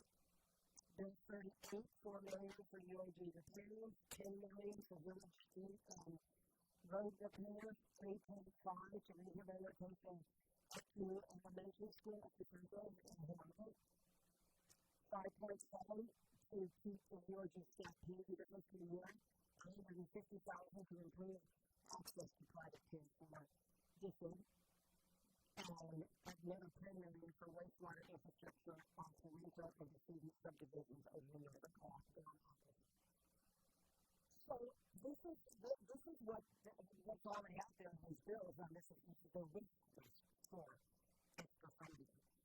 So we still came to look at it as a story in emergency because it was Chris Williams from the Office of Finance and Budget. He basically said, unless the governor or the speaker has some sort of discussion and money, we are going to be helping the bank. He's not broken a budget. That's his finger out of stuff, that's for sure. So, one of the ones that has caused some controversy within the CNCC, as you might imagine, is the bill that would provide $9 million to the Commission on the CFPC, Financial Commission. That $9 million was the idea for that was to just move along the line of people who have been standing in line waiting for housing. And this is going to install infrastructure for 166 house lots in Cuba. And that's what Patti and I waiting on. The CRTC didn't really feel like that was a good idea. Well, at least some members. And one of his board members, he provided me with a breakdown of these estimates from the Department of Marianas, weekday, and the Guam Water Works Authority to provide infrastructure to those 166 lines.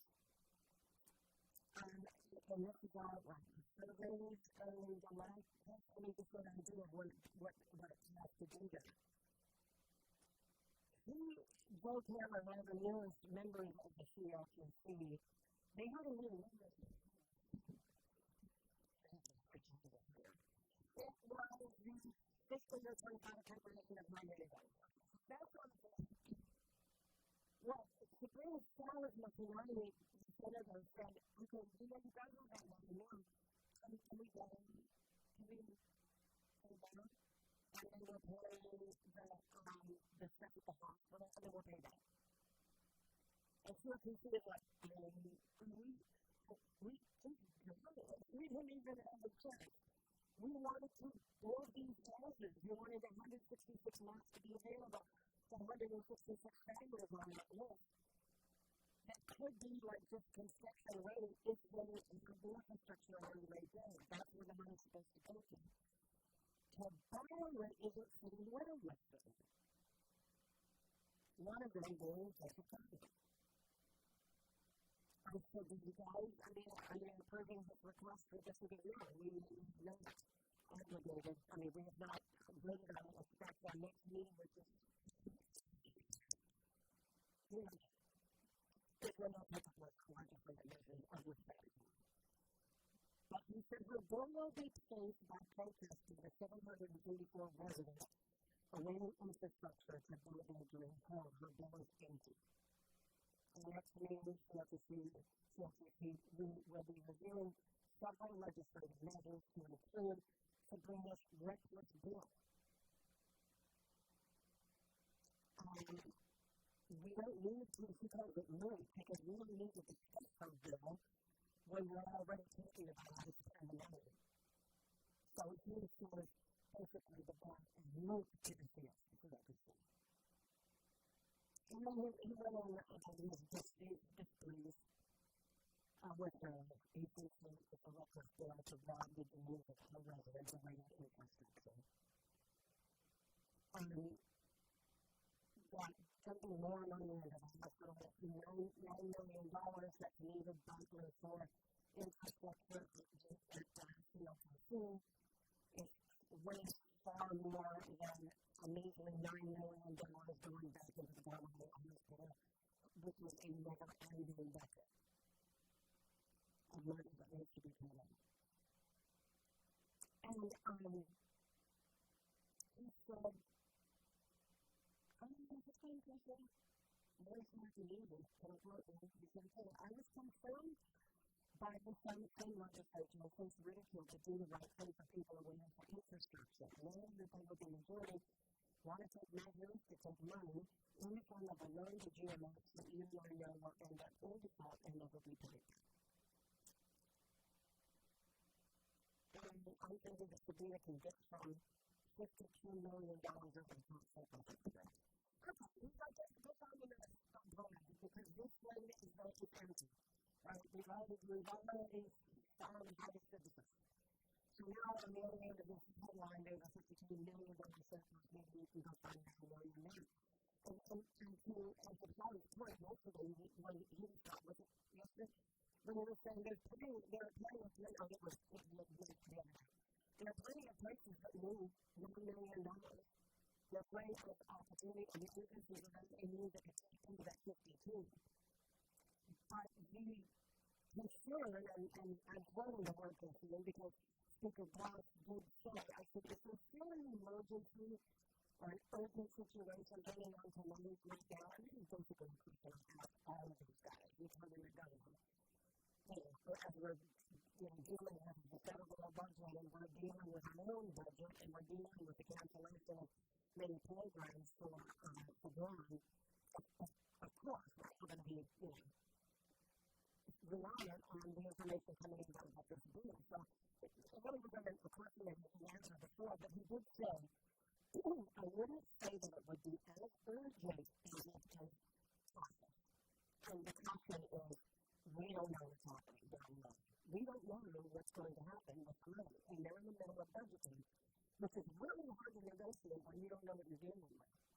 Because on a daily basis, if you go from sampling a week and complete exercise to get medication, it goes kind of around here. Because that's how these things work. They just make decisions and companies don't work that out and they get difficult to fortunate I don't think they do it. And it's just, it's a whole lot of different emotions up and down. But he said, what nobody's talking about, which I have to correct about and do the evidence because we ask questions about it, is what happens to these contracts that now have been rendered like in the holding pattern, because when we certified that we have the funds there, we hired vendors to do the work on these projects that have already been scrubbed, vetted, and approved. So we started hiring people to carry out the plan. And we're talking like FBIG, we're talking about the conditional, and other renovations that are part of the plan. And they took all the money away. So he was looking for him to work. He said, somebody was going to be on the hook for this. And I'm like, who's going to be on the hook for it? I mean, excuse me, the certified officer knew not the certified officer knew when he was certifying him because the funds were there, right? And so they certified money that's not sitting in front of you, right? So the certified officer said, yeah, the money's here, our government gave it to us, we've got all the clearance to use the money. And then it was everywhere. In one place. So that was the first question that I asked and twice at the time. You guys cleared the way for vendors to pay for you. You know, you would be facing losses if I think you might have brought it up. You might be facing losses for these vendors who are relying on those projects to, you know, turn it to their business. And now that you're not going to do them, they are still going to hold you to bring your pay tax because the money's not there, not for yourself. But for the tax to make it away with that. And they could still recoup some money because the government might actually have it. I mean, that would ultimately be what we would want. And so, he said, I don't know, you can't blame anybody on Guam because it was wrong. You take it. So he said, that's why I'm going to have to tell I'm going on to tell you what to do. I'm like, okay, let's do it. Call Washington and find out who's trying to do these things. And put them in the way. And I got and I told him, I said, that would be your president. That would be great. That's the hook that's supposed to roll on the heart, isn't it? I mean, if the buck is stopping there, is it absolutely these people that are coming out of the White House are not helping out Guam at all? I mean, Linda McMahon stands on the Senate on that too. He's the one who made the decision to do it, of course, under the orders of the Trump administration. But yeah, there's plenty of liability about this. And in doing so, if I didn't really want to criticize anything, but I don't know that it's kind of but the way he presented it is I'm going to tell Washington to get someone's going to go wrong. What is going to take responsibility? And so our speaker is going to bring down the door of I don't know where, and he's going to demand for answers and what's going to happen. If these vendors are going to sue us for breach of contract or whatever the terms are negotiated in the contract that we're outright not paying them because we don't give the money but we certified we do. And this is how do we go get around it? And he said we have to prepare ourselves. And what massive losses? People want to come back on what was promised that they would be paying. And so when you don't know you're taking place, then you really don't know what you're going to look for. You know that you're going to have to cough up the family. So, in the celebration of the $52 million surplus, it's process that may not be still there, but let's not start blowing all this money just because we think we have it found. Because clearly, money just comes and goes around here, but sometimes you want to check something. And so I'm curious to follow up on the tour that he had with Washington because I want to know how he's going to push these things to the road. If it's going to roll its chaos, he said it's going to push. I mean, he's going to say, I'm going to go on the table. I don't know how you could punish anybody. I mean, it's the federal government, so I think it's better than what the recommends for the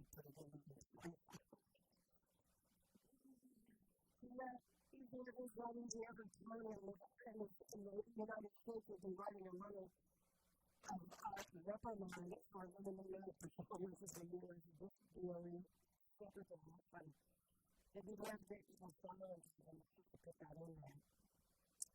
So, there. Part of the hour, take a break, you'll be back.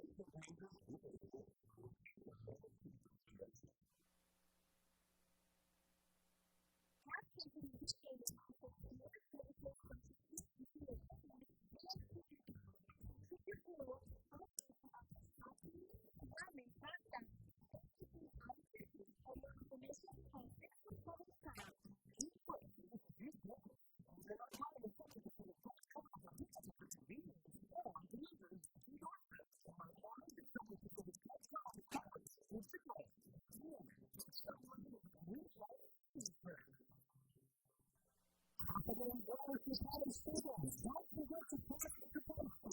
Weekday afternoons, and see the steps on where you want to find. From businesses and the and we're breaking it down with business owners. I want to thank several things like factors, local growth, weekday, family, and so on. Take a break tomorrow. Enjoy the sunset. I'm where you want to find it. Hafa Adai opened a store in the Marianas for every form of celebration. Here's a big and way to town. Moving donations and storing envelopes to pick up their community. Good morning, coffee, and then on top. Canada is a great thing. It's very remember. As we celebrate our 50th anniversary, this month to take these lives for Christmas. Celebrate you. Today's night, Guam, back in the Los Angeles 1000.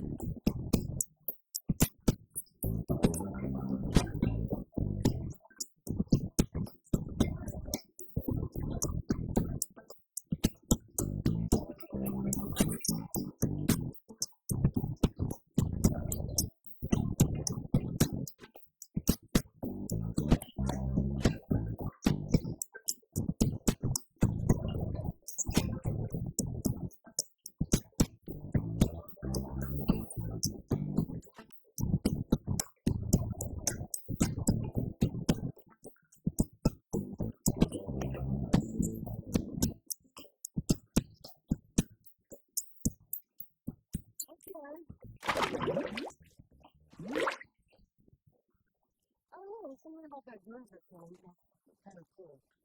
It feels like it's like motivated. You know what I mean? It's some kind of movie. And there's also the schedule comments from the GWS and the Marianas. Okay, nice. Over your water. You live in the middle of that. Sometimes it's a doctor deal. And how many ways you got to invite your guys and everything to watch that?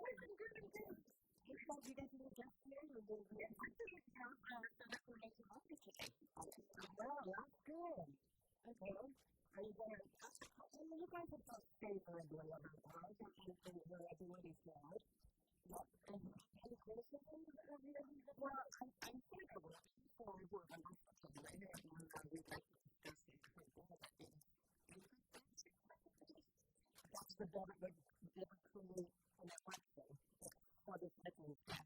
we're hoping that we get more folks to come in and talk about their concerns, whether they negative or positive.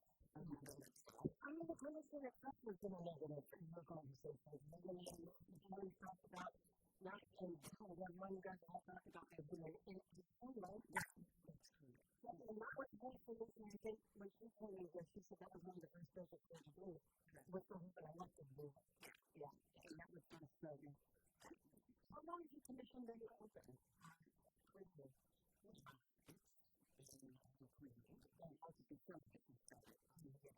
It's just these past few years where it's just nothing's happening. And so what would the priority be for like the commission? If they elected that group, is that right? Just waiting on here.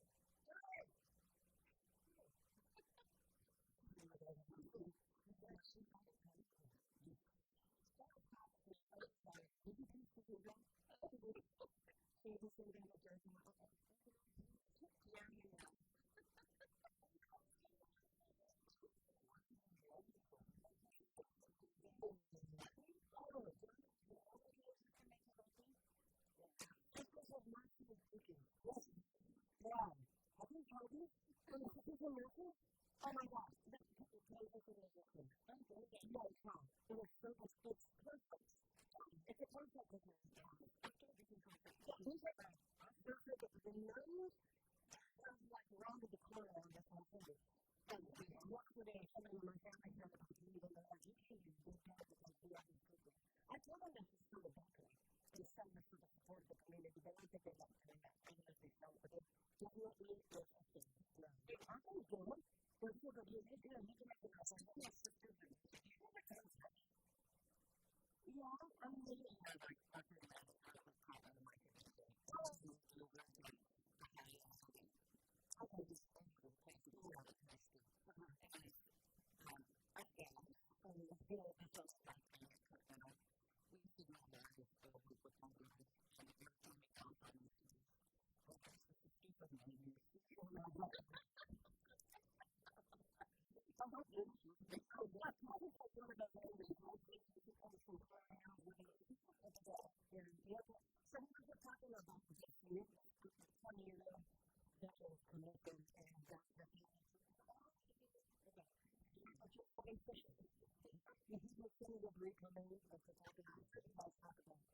I think a lot of people know what you guys talk about. You're like, you're going to move on. We're kidding. Because we are being told of a lot of going on in this community. Yeah. For some reason, that was pretty good. I was able to do that. And so when that really found out, no, that's really not. No, really.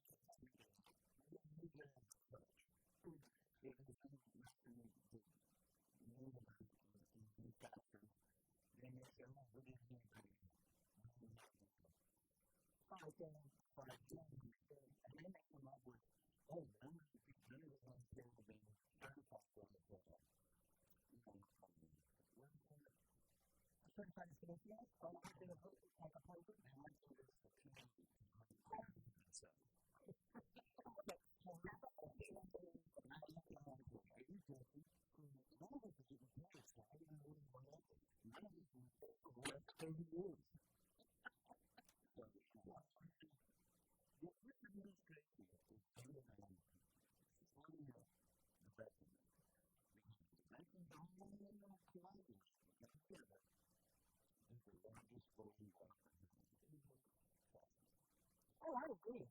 You know, the largest thing about that is that I'm not going to get the whole well, why am I hurting? Because they're all in the so they're not. I know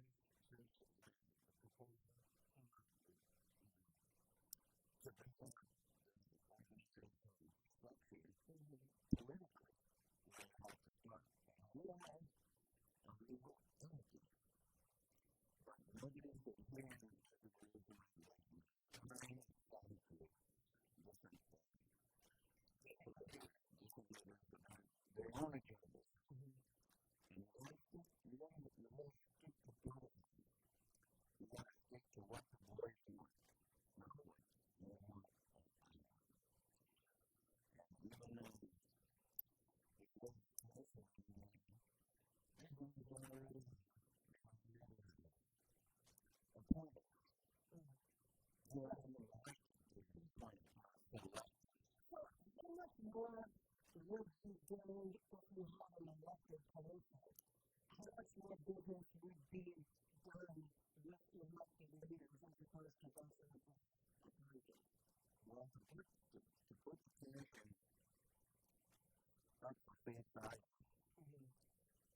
you just have to go 1.4 million. You have to go, you have to go forward, you have to just think of the status of the office. It's a rivalry. It's a rivalry. These are those people who are getting frustrated with me. $3 million, $4 million more. When you look at it, you see like they're working on a special project with the same days as working on the work. If I look at that project, 4-story, 20-room building, almost completed. Now it has the fucking search function and trying to put that in place. One of them, You know the direction? one of them, several structures. Well, the point that you mentioned,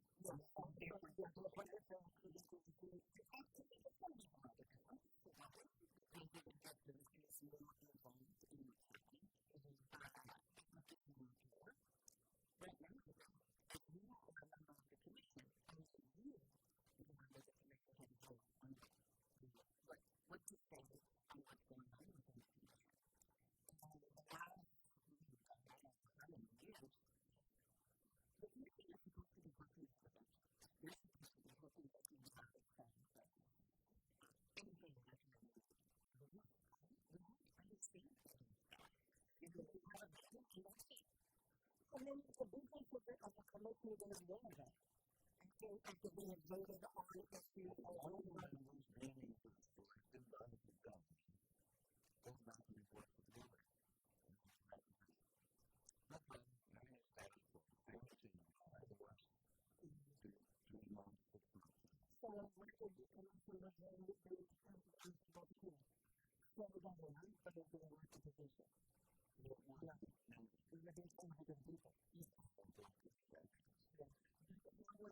Would they also be pushing through, like they the one would be pushing directly out of the commission and into the legislature, that would be the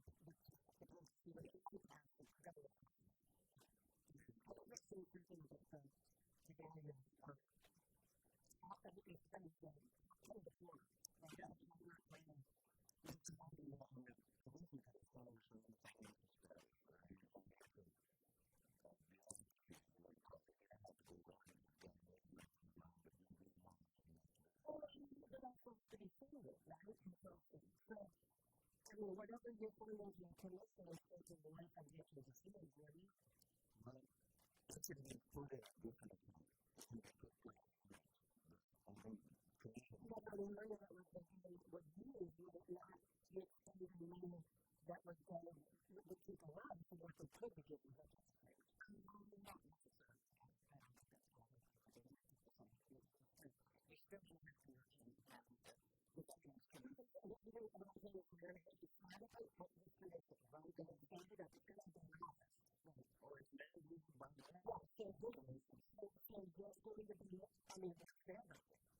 the budget estimation, the budget for the state, for banking to trade, that is 1.2 million.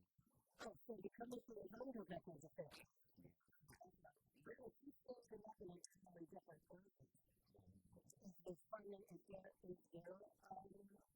funding for that? Well, it's very active because it's looking at operating what we took. I guess I just want to know what's different because there is supposed to be money that's going to stand up an elected solution because they would be in part working in terms of the benefits of here. And then some of that money wouldn't have to go to them. The commission works as an insurance company.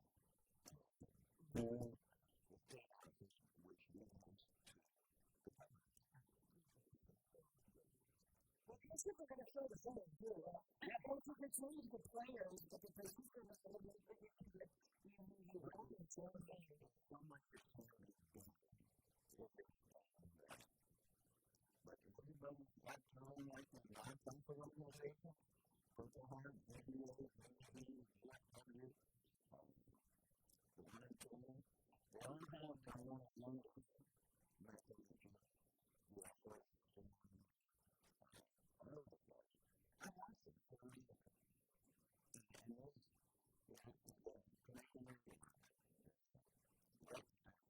Okay, that's it for today.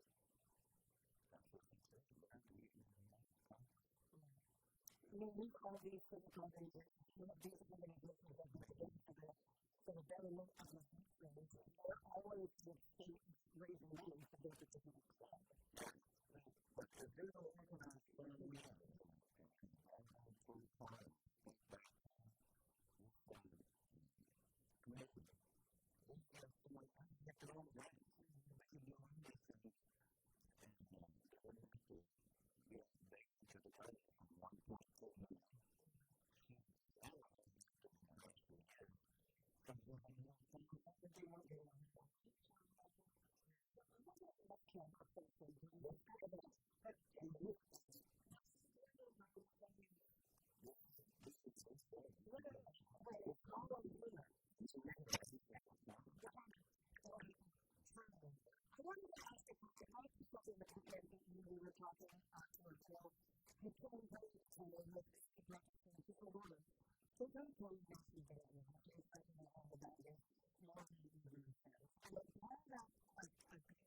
It's a lot of the time, I was a little bit at the time, but when they were doing soldiers in the 70s, 60s, and 70s, there was the first time I ever heard the word conscientious objectives.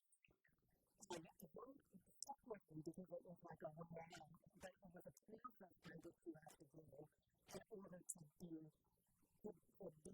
request for distance, right? So the person thinks. I think the conversations that we often learn is that we were told that a lot of these guys were in and moved from 2000 to become then for a president. They're all being deployed to the island of a community that they tend to share. Right. So what's a lot of all kinds of people that go to the family maybe family members or maybe questions or young people that are trying to protect their body. Some of these guys may feel like, oh, this is really what I told about.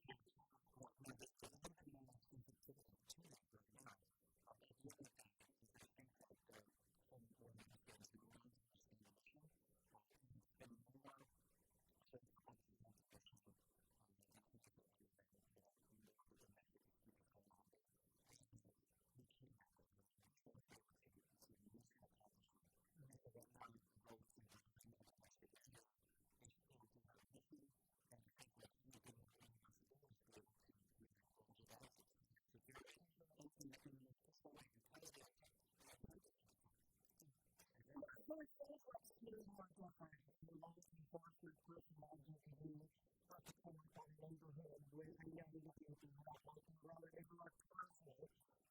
They got to talk about the right for them. They got to take action. And it's continuously, you know,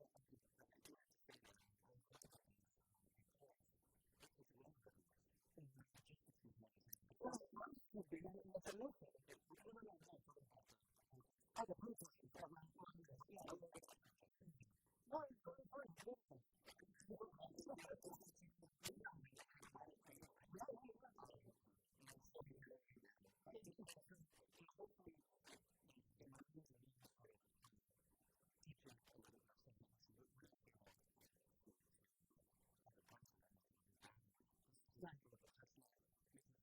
Federal buildings, schools, they might be walking in other properties.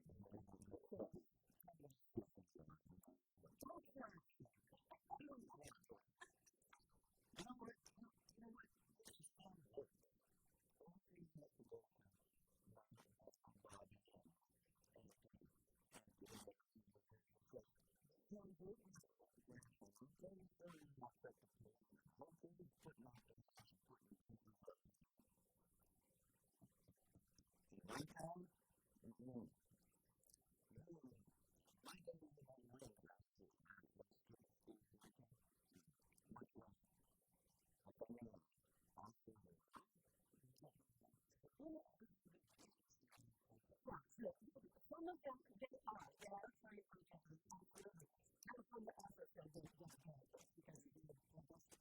it's already fun. They get they want to win the time. Of course, I think I was one way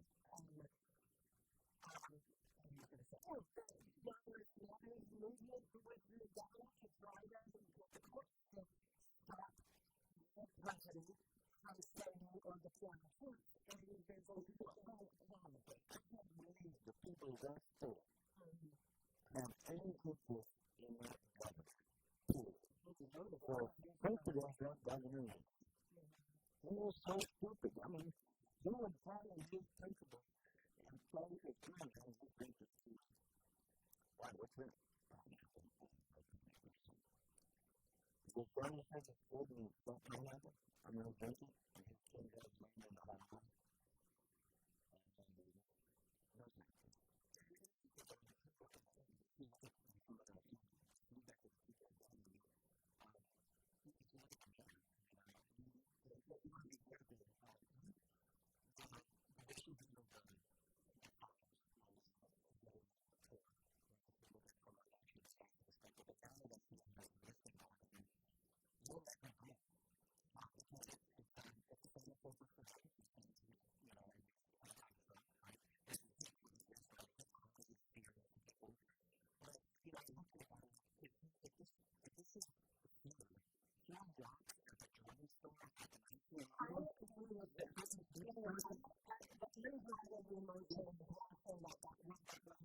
There is a way to protest in America. There's no fault for it. There's a way to do it. And there's, these people, stop. It was the first. So this is not what we're going to do. We're going to be strong. We're going to be the best. I get that. Behind also, I'm not going to try to justify it. Behind these people that are passionately in these lives, breaking these windows and trying to destroy these cases, and the people inside, I'm not doing it. I mean, it's from being put in that is what happens when you get people who unbridled, they don't have peace of what protest was, and truly reflects the truth. And so, much,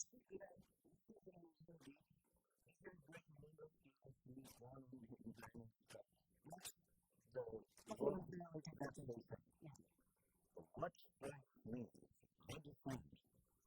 I understand the fact that I got hope.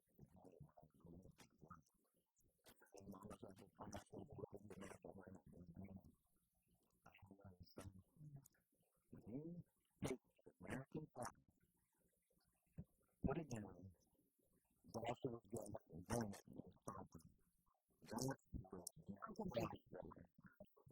a long line front or leaving that happens all across the country, but then it's a thing like that.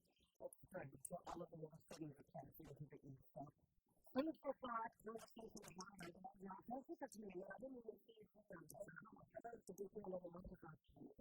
Oh, yeah. This was mercy. It was Morgan. That's mercy.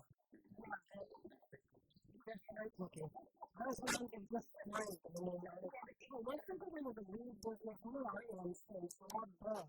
Next careful for the million homes. I mean, we only got the one.